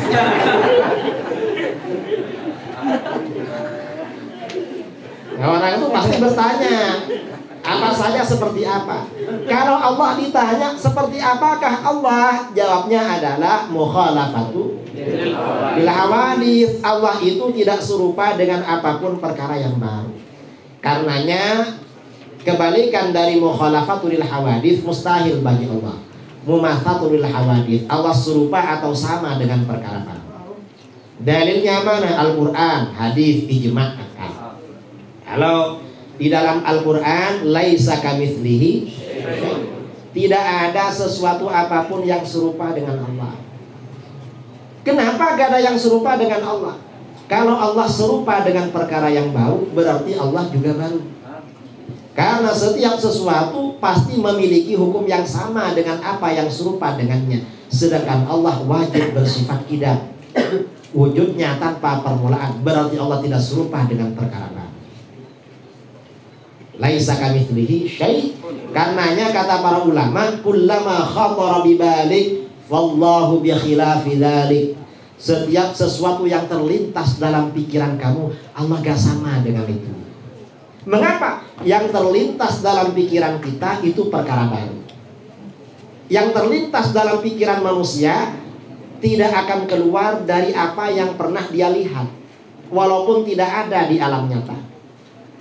Karena pikiran manusia terbentuk dari apa? Informasi yang pernah dia lihat. Dulu bangsa kita menggambarkan makhluk yang namanya buraq. Di tembok-tembok di rumah ya ada fotonya buraq. Buraq itu gambarnya apa? Kuda putih. Lalu ada sayapnya. Kemudian wajahnya perempuan cantik, kepalanya ada mahkotanya. Saya ini cari kuda seperti itu seluruh Indonesia. Bahkan saya pernah ke Eropa cari kuda kayak gitu. Karena saya pernah belajar di Inggris, pernah ke Mesir, pernah kemana-mana. Coba ada kuda seperti itu. Kalau uang cukup saya beli. Mengapa? Lumayan kalau ceramah kemana-mana naik kuda. Karena kudanya cantik. Nah, cari kuda seperti itu di alam nyata gak ada. Tapi walaupun gak ada, bagian-bagiannya biasa di dunia. Badannya kuda ya kayak itu, seperti itu. Sayapnya kita tinggal pilih apa sayap ayam. Kalau ayam apa ayam kampung, apa ayam potong, apa sayap burung. Kalau burung apa burung merpati, apa burung pipit, atau burung apa terserah. Kemudian wajahnya kan perempuan cantik. Ini perempuan cantik ini apa Madura, apa Melayu, apa Minang, atau India, atau Amoy. Ya suka-suka. Nanti mahkotanya pesan, tinggal pesan ke tubuh. Nah, ini artinya apa? Manusia itu menggambarkan apapun, yang digambarkan tidak bisa keluar dari apa yang pernah dia lihat. Padahal jangankan Allah, di surga itu gak pernah kebayang.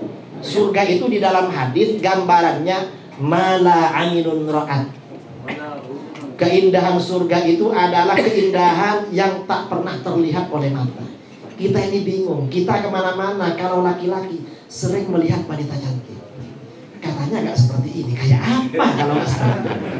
Wong yang seperti ini sudah bikin bingung. Kira-kira kan begitu. Wala uzunun sami'at. Keindahan surga tak pernah terdengar oleh telinga. Wala khatara ala qalbi bashar. Dan tak pernah terlintas pikiran manusia. Kayak apa? Ya gak bisa. Itu surga padahal makhluk. Apalagi zatnya Allah. Ini namanya akidah Ahlus Sunnah wal Jamaah. Kalau Wahabi beda. Kalau Wahabi apa? Kata Wahabi, Tuhan itu mukhalafatu lil hawaditsi, tapi tak begitu mukhalafatu. Mengapa? Ada mirip-miripnya. Ini kata Wahabi. Seperti apa? Kata Wahabi, Tuhan itu seperti seorang laki-laki yang masih muda, belum berjenggot, tingginya kira-kira 30 meter, besarnya 3,5 meter. Nah, jawaban Wahabi mirip jawaban Yahudi. Kata Yahudi, Tuhan itu seperti laki-laki yang sudah tua, rambut dan jenggotnya putih semua, tingginya 30 meter, besarnya 3,5 meter. Cuma beda usia. Ini pertanyaan keempat. Kalau kita gak boleh menggambarkan seperti itu, itu namanya tasybih, menyerupakan Allah dengan makhluk. Karenanya Wahabi disebut musyabbihah, golongan yang menyerupakan Allah dengan makhluk. Dan itu namanya tajsim, menjasmanikan Allah, menganggap Allah berupa jasmani seperti halnya manusia. Karenanya Wahabi disebut dengan mujassimah. Mujassimah itu akidahnya Yahudi. Itu namanya wahyu. Jadi kalau ada Wahabi, Wahyudi. Tapi bukan ini maksudnya. Kemudian pertanyaan kelima, Allah yang wujud, qidam, baqa, mukhalafatul hawaditsi, alamatnya di mana? Kita ini kalau sudah cocok biasanya kan tanya alamat. Di mana rumahnya? Mau silaturahmi. Kalau Allah ditanya di mana alamatnya, jawabnya adalah qiyamuhu binafsihi. Allah itu berdiri pada zatnya sendiri. Maksudnya apa? Allah itu la yahtaju ila mahallin wala mukhassisin. Allah tidak membutuhkan tempat dan tidak membutuhkan seseorang yang menentukan atau menciptakan. Mengapa gak butuh? Yang namanya butuh itu bukan sifatnya khalik, tetapi sifatnya makhluk. Kalau kita butuh tempat, dan tempatnya harus enak. Kalau gak enak, terlalu dingin, kita ngantuk. Cuma kalau walaupun dingin, kalau di ruangan biasanya agak hangat, makanya tidak ngantuk. Butuh tempat kalau kita. Karena Allah ini qiyamuhu binafsihi, maka kebalikan dari qiyamuhu binafsihi. Mustahil bagi Allah qiyamuhu bi ghairihi. Allah berdiri pada selain zatnya. Ini mustahil. Dalilnya mana? Di dalam Al-Qur'an, hadis, ijma', akal. Ini ajaran Ahlus Sunnah wal Jamaah. Ada dua golongan yang berbeda dengan kita. Siapa? Yang pertama Wahabi. Kata Wahabi, Allah bertempat di arasy. Ini Wahabi. Yang kedua Jahmiyah. Jahmiyah berpendapat Allah bertempat di mana-mana. Ini sama-sama ditolak. Jahmiyah yang mengatakan Allah bertempat di mana-mana, ini bahaya. Mengapa? Yang pertama, ini berarti melecehkan Allah. Allah ada di tempat-tempat yang baik dan tempat-tempat yang tak baik. Ada di masjid, ada di ruangan kuliah, ada di kamar mandi. Kan gak baik. Yang kedua, kalau dikatakan ada di mana-mana, berarti Allah tidak wahdaniyat. Zatnya terbagi-bagi. Ada yang di Bukit Tinggi, ada yang di Payakumbuh, ada yang di Padang Panjang, ada yang di Padang, ada yang di Jambi, di mana-mana. Padahal Allah wahdani. Karenanya ditolak oleh para ulama. Yang Wahabi bahaya juga. Wahabi ini kalau ditanya di mana alamat Allah, loh belum tahu. Lah memangnya sudah tahu? Ya tahu. Di mana? Di arasy. Wah jauh sekali ya. Loh kenapa? Kalau kita ada perlu kina kepada Allah ya apa jauh sekali. Loh jangan khawatir. Setiap pukul 3 pagi Allah turun ke langit pertama di dunia. Ditanya ngapain turun? Mendengar doa kamu. Makanya pukul 3 bangun. Karena Allah dengar. Ditanya lagi dia, apa kalau gak turun Tuhan itu gak dengar? Bingung dia. Nanti menjawab dengar, nanti jaga dengar kufur.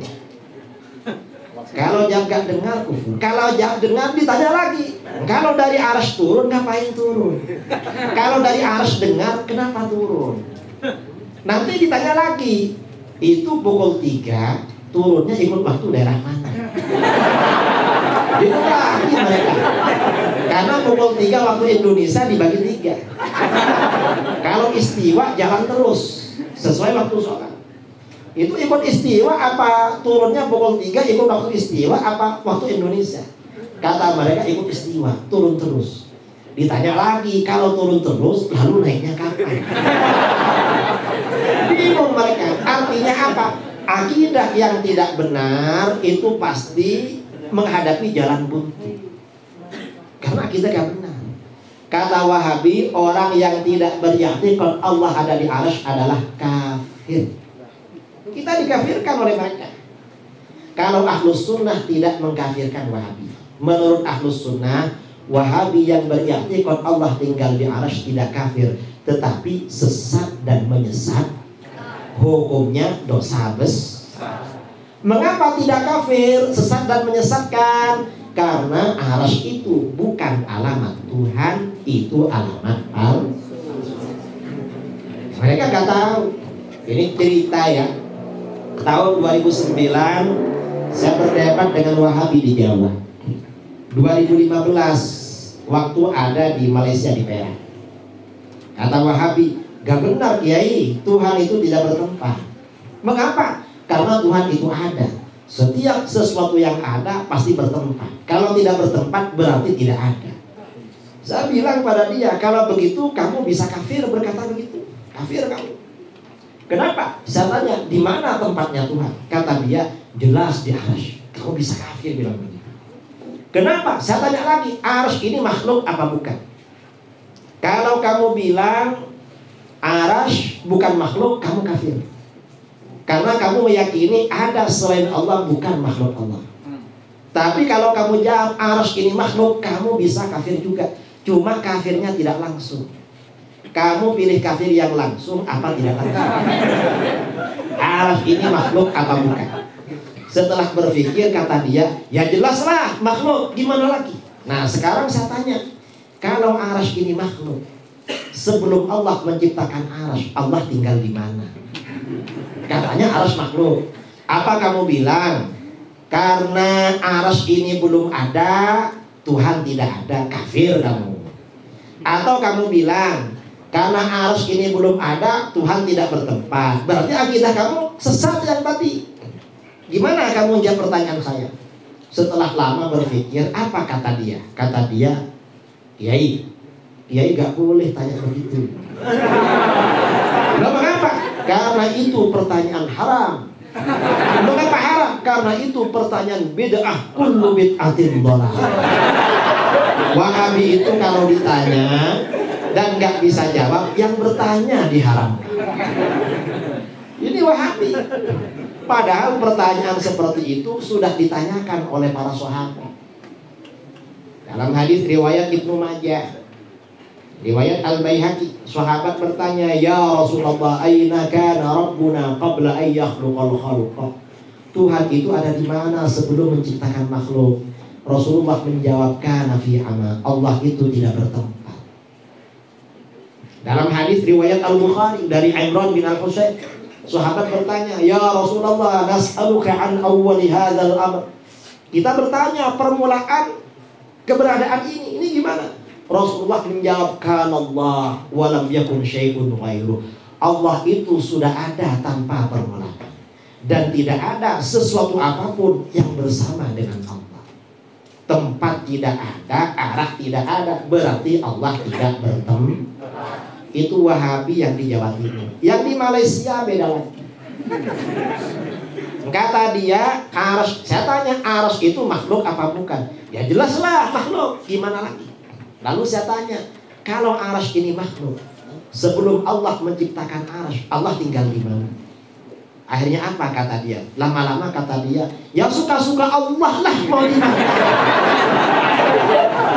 Artinya apa? Dalam pikiran dia, dalam pikiran Wahabi, Tuhan itu dianggapnya benda kecil ada di ruangan besar. Makanya pilih-pilih tempat. Ini Wahabi yang 2015. Wahabi 2019 beda lagi. Ada di YouTube. Ditanya, "Ustaz, di mana tempatnya Allah?" Jelas di arash. Loh, arash itu Ustaz makhluk apa bukan? Apa kata dia? Wallahu a'lam. Gak tahu kalau arash ini makhluk. Kalau di dalam Al-Quran sudah jelas, wa huwa rabbul arsyil. Allah itu Tuhannya arash. Yang dimaksud Tuhan arash, Allahu khaliquhu. Allah yang menciptakan arash. Allahu malikuhu. Allah yang memiliki arash. Allahu mudabbiruhu. Allah pula yang mengatur arash. Gak tahu dia. Gak tahu arash makhluk apa bukan, kok ngajar akidah. Di dalam Al-Quran surat Fatihah sudah jelas, Alhamdulillahi Rabbil Alamin. Allah itu Tuhan semesta alam. Maksudnya Tuhan semesta alam, Ar-Rabb itu artinya yang menciptakan, yang memiliki, juga yang mengatur. Semuanya ciptaan Allah. Kok gak tahu kalau arsy ini makhluk? Ustadz Wahabi itu bodoh sekali. Ini mereka. Kita ini sering jumpa memang. Cuma kadang jumpanya gak sengaja, kadang ya sengaja. Mereka. Dan ini akidah Ahlus Sunnah ini perlu kita jaga, perlu kita pertahankan. Mengapa? Kalau orang ini keluar dari Ahlus Sunnah bahaya. Paling enggak sesat dan menyesatkan. Dan akidah sesat itu hukumnya dosa besar, lebih besar daripada dosa zina dan mencuri. Karena itu urusan akidah. Makanya ketika ini cerita ya, nanti ini Bos Ginanjar pasti tahu. Sebelum Sultan Salahuddin Al-Ayyubi menaklukkan Mesir, yang berangkat pertama kali ke Mesir itu guru beliau. Al-Imam Muhammad bin Al-Muwaffaq Al-Khabushani. Imam Al-Khabushani ini ulama fakih Syafi'i, mengarang kitab fikih 15 jilid. Cuma ada apa enggak itu kitab Al-Muhid ya, kitab Al-Muhid. Kemudian beliau ini muridnya Imam Muhammad bin Yahya. Muhammad bin Yahya muridnya Al-Ghazali. Beliau pergi ke Mesir sendirian. Ditanya, mau apa guru ke Mesir? Saya mau menyebarkan Ahlus Sunnah di Mesir. Di Mesir, beliau ceramah dari masjid ke masjid, mengembalikan orang ke Ahlus Sunnah, dan mengajak orang untuk tidak setia kepada Sultan Fatimi, Khalifah Fatimi, penguasa Syiah. Syiah ini harus diturunkan. Akhirnya karena beliau ini waliullah, punya karomah, orang senang pada beliau. Namanya punya karomah, disenangi orang. Akhirnya apa? Khalifah Fatimi di Mesir untuk mengamankan kekuasaannya mengirim ajudannya, membawa peti. Peti dipikul sama tugas ajudan. Isinya apa? Isinya emas. Hadiah kepada Imam Al-Khabushani. Dibawa menghadap beliau. Apa? Ini guru, ini kiriman dari khalifah. Apa ini? Loh ini hadiah guru. Saya ke Mesir gak mencari hadiah. Guru cari apa? Hajat saya Khalifah Fatimi mundur jadi khalifah. Harus berhenti karena sebentar lagi sudah waktunya mundur. Ini beliau. Kemudian setelah rakyat Mesir ini tidak setia pada beliau, Sultan Salahuddin Al-Ayyubi datang ke Mesir. Jatuh beliau. Setelah Mesir ini dikuasai oleh Sultan Salahuddin Al-Ayyubi, apa yang beliau lakukan? Makam Imam Syafi'i dibuatkan kubah. Di sebelahnya makam Imam Syafi'i ada makamnya ulama Mujassimah. Ulama yang berkeyakinan Allah tinggal di arasy. Siapa? Namanya Ibnul Kizani. Ketika Imam Al-Khabushani membangun kubah ini di makamnya Imam Syafi'i, pasti Gus Ginanjar tahu itu. Sering ke sana beliau. Makamnya Ibnul Kizani dibongkar, tulang-tulangnya dipindah ke tempat yang jauh. Beliau ditanya, "Kenapa guru? Ini Ibnul Kizani kok dipindah?" Kata beliau, "La yajtami'u siddiqun wa zindiq." Imam Syafi'i siddiq waliullah, gak boleh kumpul dengan orang zindiq. Zindiq itu munafik. Wahabi itu walaupun sudah mati gak boleh dikumpulkan dengan ulama kita, apalagi Masihi. Sudah mati, gak boleh. Baru kemudian setelah itu Palestina dimerdekakan oleh Sultan Salahuddin. Sultan Salahuddin Al-Ayyubi sebelum mengusir tentara salibis dari Palestina, apa yang dilakukan pertama kali? Seluruh Syria beliau kuasai, lalu Mesir beliau kuasai. Akidah Ahlus Sunnah ditegakkan. Setelah akidah Ahlus Sunnah ditegakkan, baru kemudian musuh-musuh Islam dihajar oleh beliau. Kita ini kalau ingin menang, akidah Ahlus Sunnah wal Jamaah harus kita tegakkan. Ini pertanyaan kelima. Perlu tambah lagi pertanyaannya? Pertanyaan terakhir ya, karena ini sifat nafsiyah, sifat salbiyah ya, sifat salbiyah yang keenam. Pertanyaan yang keenam, Allah yang wujud, kita bapak mukhalafatul hawadisi qiyamuhu binafsihi, ada berapa? Jawabnya adalah wahdaniyah. Allah itu Maha Esa. Allah wajib Maha Tunggal. Karena itu kebalikan dari wahdaniyah, yaitu ta'addud. Ta'addud itu artinya berbilangan, lebih dari satu mustahil bagi Allah. Ini sudah jelas dalilnya, gak perlu dibicarakan dalilnya. Cuma perbedaannya dengan Wahabi, dengan Syiah, dengan HTI soal wahdaniyat bagaimana? Kalau kita ditanya Allah itu tunggal, Allah itu yang tunggal apanya? Wahdaniyat ini oleh para ulama dibagi menjadi tiga. Yang pertama, Allah itu wahdaniyat dalam zat. Zatnya Allah itu tunggal. Maksudnya tunggal, yang pertama, tidak ada zat yang sama atau menyerupai zatnya Allah, karena Allah tunggal. Karena kalau ada yang menyerupai berarti itu tidak tunggal. Karenanya gak ada yang sama menyerupai dengan zat Allah. Yang kedua, Allah tidak tersusun dari beberapa bagian, tidak murakkab, karena Allah wahdaniyah. Ini akidah Ahlus Sunnah wal Jamaah. Ini jelas berbeda dengan pendapat Wahabi yang menyerupakan Allah, zat Allah dengan makhluk, dan menganggap zat Allah murakkab, tersusun dari beberapa bagian. Jadi mereka tidak wahdaniyah. Wahdaniyat yang kedua, Allah itu wahdaniyat dalam sifat.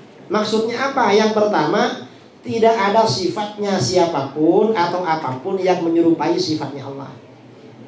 Walaupun sama, itu sama dalam sebutan. Allah wajib punya sifat ilmu. Pak guru, ustadz punya ilmu, tapi ilmunya beda. Bedanya apa? Kalau ilmunya Allah itu sifat yang wajib bagi Allah tanpa permulaan. Kalau ilmunya guru itu perkara baru, asalnya tidak tahu lalu tahu karena ikut seminar, setelah keluar lupa lagi. Mengapa? Karena kita makhluk. Beda dengan ilmunya Allah. Ini yang pertama. Yang kedua, sifat Allah itu tunggal, seperti qudrat, iradat, dan lain sebagainya, tidak lebih dari satu. Ini berbeda dengan kelompok di luar kita. Wahabi berpendapat iradat Allah dua, sifat yang lain juga begitu. Ini beda. Kemudian yang ketiga, Allah itu wahdaniyat dalam perbuatan. Maksudnya apa? Tidak ada perbuatan siapapun yang menyerupai perbuatan Allah. Manusia ini kalau berbuat dengan tangan, berjalan dengan kaki, itu apapun, Allah gak sama. Allah itu idza arada syai'an ayyaqula lahu kun fayakun. Itu bedanya. Kemudian yang kedua, makna wahdaniyat dalam perbuatan. Semua perbuatan manusia, sengaja dan tidak sengaja, adalah ciptaan dan ketentuan Allah. Nah, ini berbeda dengan Hizbut Tahrir, Syiah, dan Mu'tazilah. Bagaimana? Kalau menurut Mu'tazilah, Syiah, dan Hizbut Tahrir, perbuatan manusia yang disengaja adalah ciptaan dan ketentuan manusia, bukan ciptaan dan ketentuan Allah. Karena mereka tidak percaya kepada takdir.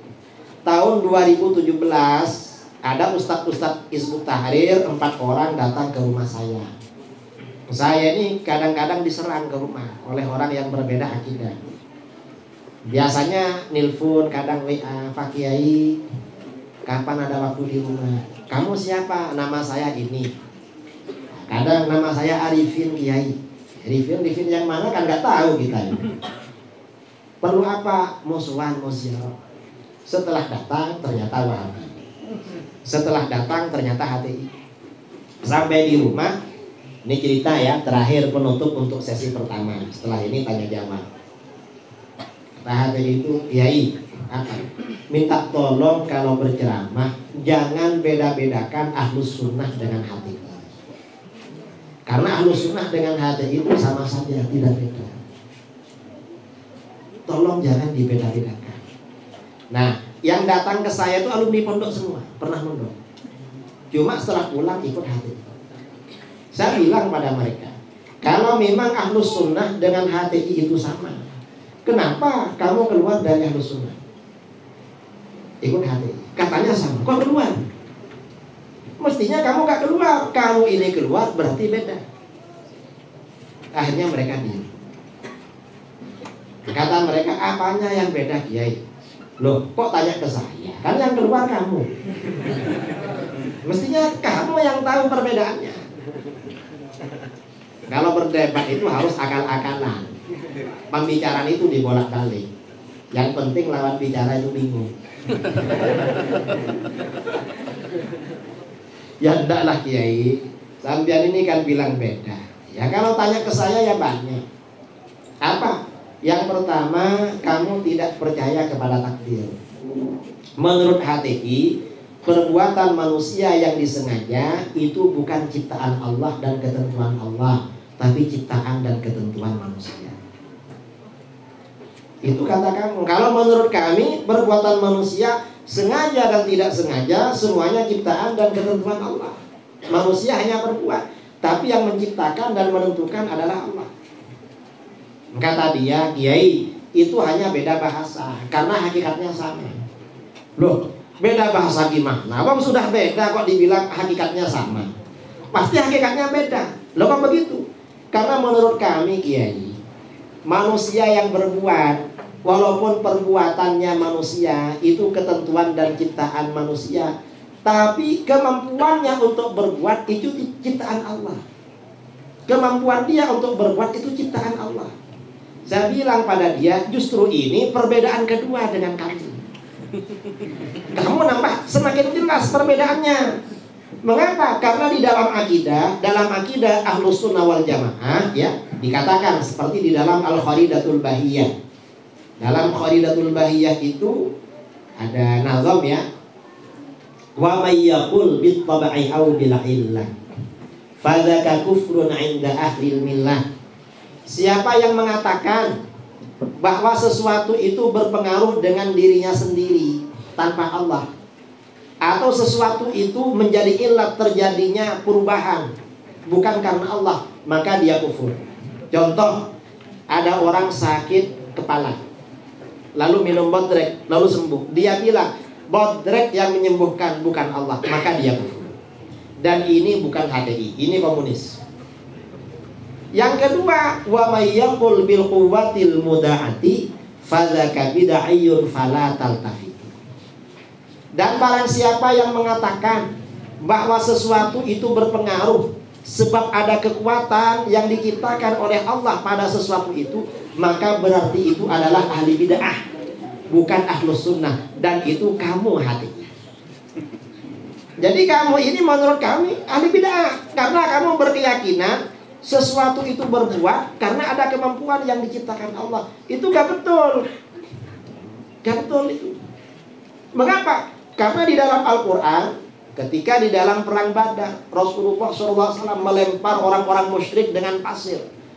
Allah berfirman, wa ma ramaita idh ramaita walakinnallaha rama. Kamu tidak melempar Muhammad ketika kamu melempar, tetapi Allah yang melempar. Ini dalil Ahlus Sunnah.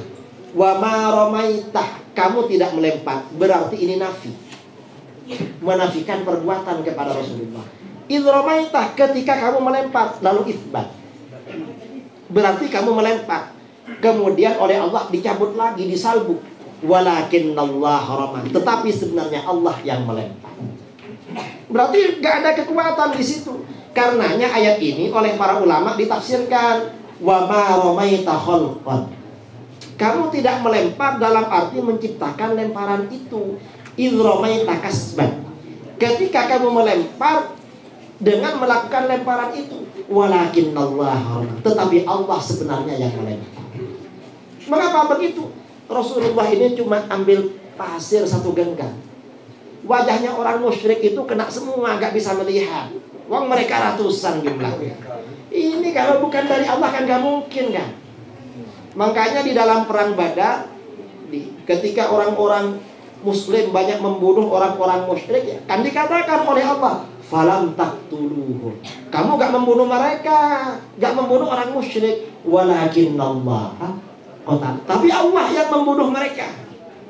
Mengapa? Karena dalam perang Badar, para sahabat ini pegang pedang, membunuh orang musyrik. Pedang belum nyampe ke leher sudah patah lehernya. Kan hebat itu. Ini akidah Ahlus Sunnah wal Jamaah. Cuma HTI kamu tidak dikafirkan oleh Ahlus Sunnah. Mengapa? Karena kamu meyakini bahwa Allah mengetahui perbuatan manusia sebelum manusia berbuat. Coba kamu meyakini Allah gak tahu perbuatan manusia sebelum berbuat, kamu kafir.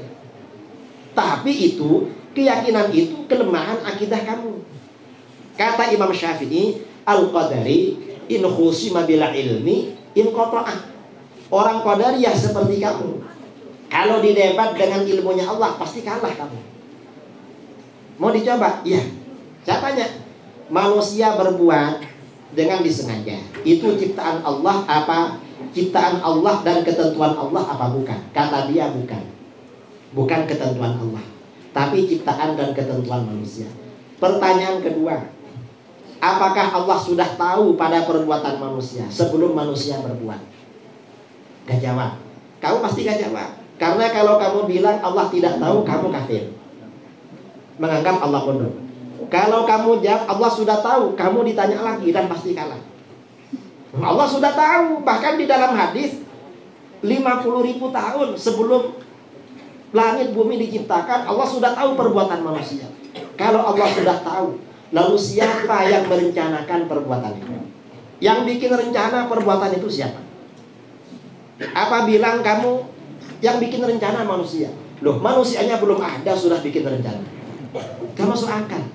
Oh, yang bikin rencana Allah. Ya, kalau yang bikin rencana Allah itu namanya takdir. Kenapa kamu gak percaya? Ini mereka. Jadi Hizbut Tahrir ini akidahnya keluar dari Ahlus Sunnah wal Jamaah. Jadi adik-adik yang ada di Padang, di Sumatera Barat harus tahu. Karena HTI ini yang ramai dekat dengan Sumatera Barat. Di mana? Di Riau. Di Indonesia ini HTI paling ramai di Riau dulu, tapi sekarang sudah mulai habis. Ya, kita orang-orang pondok yang mengembalikan mereka.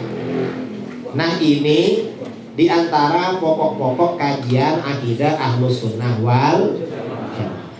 Setelah ini kita mungkin ada sesi tanya jawab. Kalau ada yang mau ditanyakan. Kajian Ahlus Sunnah wal Jamaah ini kalau disampaikan kuliah secara tuntas itu membutuhkan waktu 1 minggu baru selesai. Syiah, Wahabi, HTI semua baru. Karena kita ini walaupun tidak 1 minggu, 1 hari lah, sampai selesai. Dan kekurangannya bisa dipelajari sendiri. Insyaallah bisa. Waktu saya kembalikan kepada moderator untuk mengatur sesi tanya jawab dari saya. Karena materi gak bisa disampaikan semua. Ilmu itu kalau disampaikan semua sekaligus yunsi ba'duhu ba'dah. Sebagian bikin lupa sebagian yang lain. Karenanya disampaikan sedikit-sedikit. Karena kalau disampaikan semua langsung lupa semua. Kalau disampaikan sedikit lupanya sedikit. Kira-kira begitu. Wal afu minkum. Assalamualaikum warahmatullahi wabarakatuh.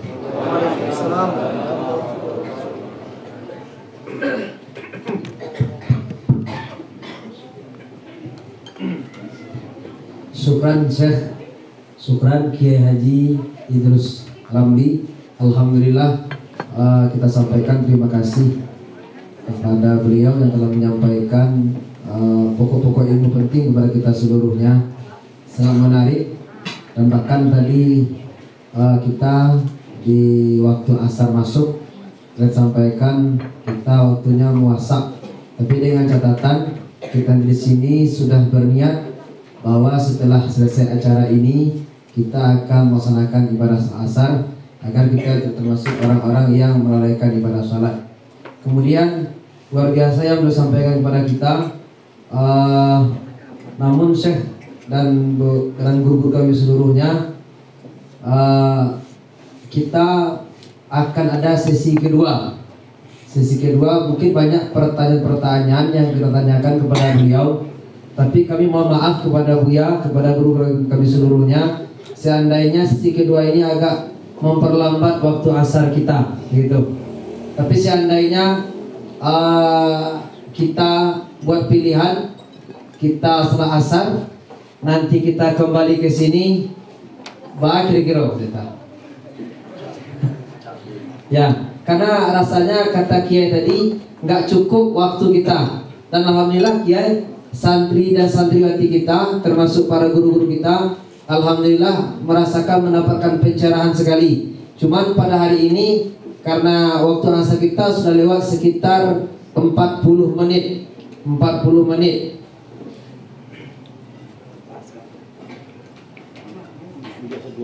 Ya. Oke, kemudian kami sampaikan, mengingat dan menimbang akan ada yang bertanya, kemudian nanti insya Allah akan ada sesinya. Untuk acara kita ini kita berikan 2 pertanyaan. Kalau ada yang mau bertanya di antara kita dari beberapa pemaparan dari kiai kita tadi, karena kita lihat yang beliau tekankan kepada kita adalah tentang ahlus sunnah dan yang bukan ahlus sunnah. Dan banggalah kita hari ini bahwa ahlus sunnah itu orang yang mayoritas. Kita banyak, sedangkan yang Wahabi ini minoritas. Tapi sayang sekali Kiai, kami di Sumatera Barat merasakan kami sedikit hari ini Kiai. Kenapa demikian? Karena banyak kawan-kawan yang juga mereka dai, mubaligh atau ustadz sudah mulai menyebarkan paham-paham Wahabi ini Kiai. Jadi kalau Kiai sampaikan tadi bahwa kita mayoritas, maka bersyukurlah kita menjadi orang-orang yang mayoritas, orang-orang yang jumlahnya luar biasa banyaknya. Dan kemudian ada catatan penting yang Kiai sampaikan tadi, apa perbedaan kita dengan orang yang di sebelah Wahabi atau Salafi? Kita tidak pernah mengkafirkan mereka, kita tidak pernah menyatakan mereka syirik, tapi mereka yang sering mengatakan kita. Artinya inilah amannya kita berdiri di tempat kita hari ini, Ahlus Sunnah wal Jamaah. Kemudian beliau menyampaikan tadi, hati-hati yang akan tamat di pondok pesantren, yang akan masuk di perguruan tinggi, khususnya kata beliau di UIN, di IAIN atau SAIN. Barangkali sebagian ustaz-ustazah yang tamat pondok masuk IAIN atau UIN memang gak merasakan sedikit ada aroma-aromanya. Apakah aroma liberalnya ada, Wahabinya ada, Salafinya ada. Oleh karena itu kita berharap, tadi ketika Kiai kesini, Kiai bertanya kepada kita, sudah ada tidak perguruan tingginya di sini? Kami bilang tadi kita masih sampai tingkat madrasah aliyah. Kita berharap dengan datangnya Kiai kesini membawa berkah kepada kita seluruhnya. Kita berharap nanti ada sekolah tinggi atau Universitas Ashabul Yamin. Karena di sini ada guru muda-muda kita di sini. Alhamdulillah ada Ustaz Wahyudi, ada Ustaz Asim datang ke pondok kita pada hari ini. Kiranya ini juga membawa berkah untuk kita pada hari ini. Kemudian sebelum kita tutup, kita kembali menyampaikan kepada kita seluruhnya, ustaz-ustazah kami, pada santri dan santriwati kami, seandainya ada beberapa pertanyaan yang kita berikan kepada dua orang penanya. Ya. Atau begini dicatatkan, jadi bisa banyak sekaligus. Kalau saat bertanya, sebutnya makan. Ya kita berikan dua orang salah dulu Ustaz. Ditulis boleh. Ya ditulis boleh. Kita berikan dua orang waktu ini dulu. Ini karena kondisi Ustaz. Kita berharap dengan sangat kalau kita bisa menyambung nanti habis asar. Tapi karena beliau ada kegiatan, barangkali itu nanti. Karena dengan ustadz-ustadz dari Canduang nanti juga akan ada acara ustadz ya. Ya. Atau dua orang penanya kira-kira hari ini. Ustaz Anwar tanya. Ustaz ya. Ya silakan. Ada yang menunjuk tadi? Ya. Ya silakan dari. Ini ada santri kita Umi dari kelas 2. Ya.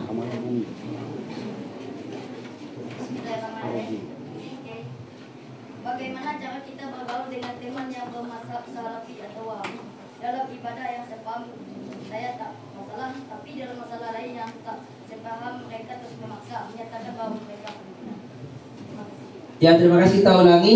Bagaimana cara kita bersikap dengan kawan yang Salafi atau Wahabi yang dia memaksakan, ya, memaksakan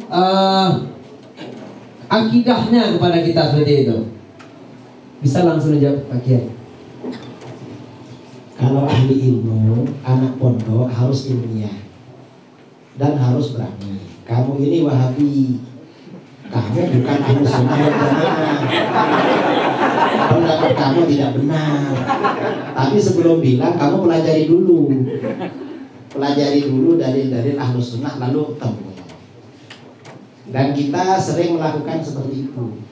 Karena anak buah saya, murid-murid saya di mana-mana banyak mantan Wahabi.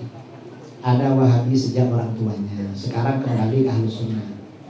Sekarang itu dia aktif mengikuti ceramah saya di YouTube, terus buku-buku saya. Keluarganya yang Wahabi diajak ketemuan terus dan diajak dialog terus. Akhirnya mereka ragu-ragu. Kalau anak pondok begini kan lebih bagus kan. Jadi terus terang aja, saya ini walaupun berkawan dengan kamu kan karena tetangga, tapi bagaimanapun kamu Wahabi, dan Wahabi itu aliran sesat. Saya terus terang aja. Jadi harus begitu. Kita ini sudahlah yang berbeda, gak usah kita bahas. Jangan begitu.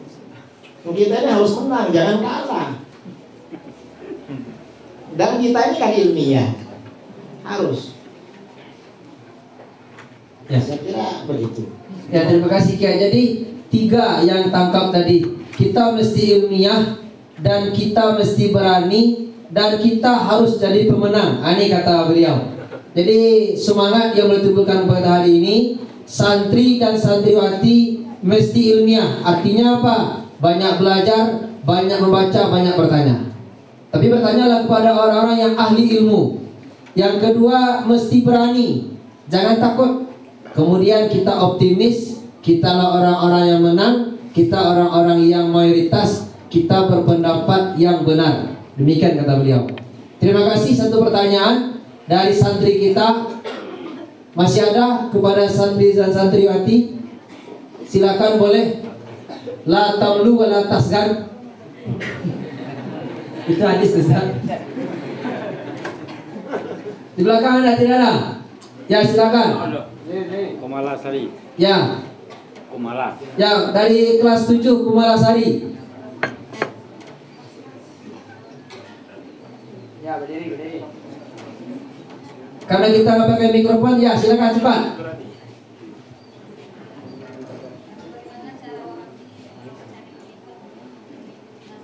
Ya.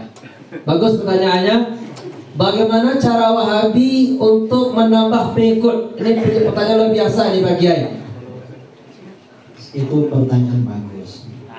Wahabi ini cara mengajak orang menjadi pengikut melalui beberapa modus pendekatan. Yang pertama, pendekatan finansial atau bantuan. Biasanya sebelum menyebarkan pahamnya, tiap bulan sekali ngasih beras, ngasih telur, ngasih minyak. Gak langsung diajak. Itu cara mereka. Makanya kalau mereka ngasih ditanya, kamu ngasih ini apa biar saya ikut Wahabi? Kalau biar saya ikut Wahabi, saya gak nerima. Kalau kamu gak ngajak Wahabi, yang banyak sekalian. Harus begitu ya. Kalau bisa jangan mau lah. Yang kedua, ya beasiswa. Karena sebagian pondok-pondok, rata-rata pondok Wahabi itu gak usah bayar, makannya gratis, sekolah semuanya gratis, dan dapat uang saku. Uang sakunya 1 bulan 750.000. Hanya sekolah di situ semuanya gratis, dapat uang banyak, betah. Kalau di pondok kan malah dikirim sama orang tuanya. Bahkan sebagian pondok Wahabi, selain anaknya dapat seperti itu, orang tuanya juga dikirim. Bukan ngirim. Itu modus mereka. Jadi memang ini apa? Ditukar ya. Ideologi itu ditukar. Sama mereka dibayar. Bangun masjid pesantren. Bangun masjid, bangun apa? Wahabi ini banyak uangnya. Kan di daerah-daerah itu saya kira di Padang juga banyak. Orang itu jangankan yang kuliah, yang masuk ke situ, yang menjadi anak buahnya, yang sering datang. Kalau ada majelis taklim di masjid dia datang. Itu 1 bulan 1,5 juta. 1 bulan. Padahal gak ngaji ya, cuma menyatakan sebagai pengikut. Jadi uang. Dan ini memang apa namanya? Seperti yang disampaikan di dalam hadis, Rasulullah SAW bersabda, satakunu fitanun kaqita'il lailil mudlim. Akan banyak fitnah-fitnah. Fitnah ini maksudnya ujian agama. Seperti potongan-potongan malam yang gelap. Gelap terang, gelap terang. Artinya membingungkan. Ini benar apa salah? Katanya sesat, tapi kok ustaz? Katanya sesat, tapi kalau menjadi imam bacaan Qurannya kok enak. Katanya sesat, tapi kok sering kasih uang. Nah, akibat fitnah seperti ini, yumsir rajulu mu'minan wa yusbihu kafiran. Sore-sore orang itu masih ahlus sunnah, besoknya berubah jadi Syiah, jadi Wahabi, jadi liberal. Wa yusbihu mu'minan wa yumsi kafiran. Ada yang pagi-pagi masih ahlus sunnah, sorenya sudah berubah. Mengapa berubah? Yabi'ur rajulu dinahu bi'aradin minad dunya. Seseorang menukar agamanya, menjual agamanya dengan sedikit keuntungan dunia. Artinya orang yang mengikuti ajaran sesat itu dapat bayaran. Jadi itu. Nah, sekarang ini jadi bayaran kan repot.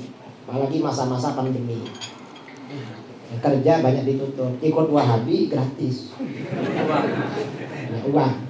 Ikut aliran-aliran sesat yang tidak ada bayarannya itu cuma ahlus sunnah wal jamaah.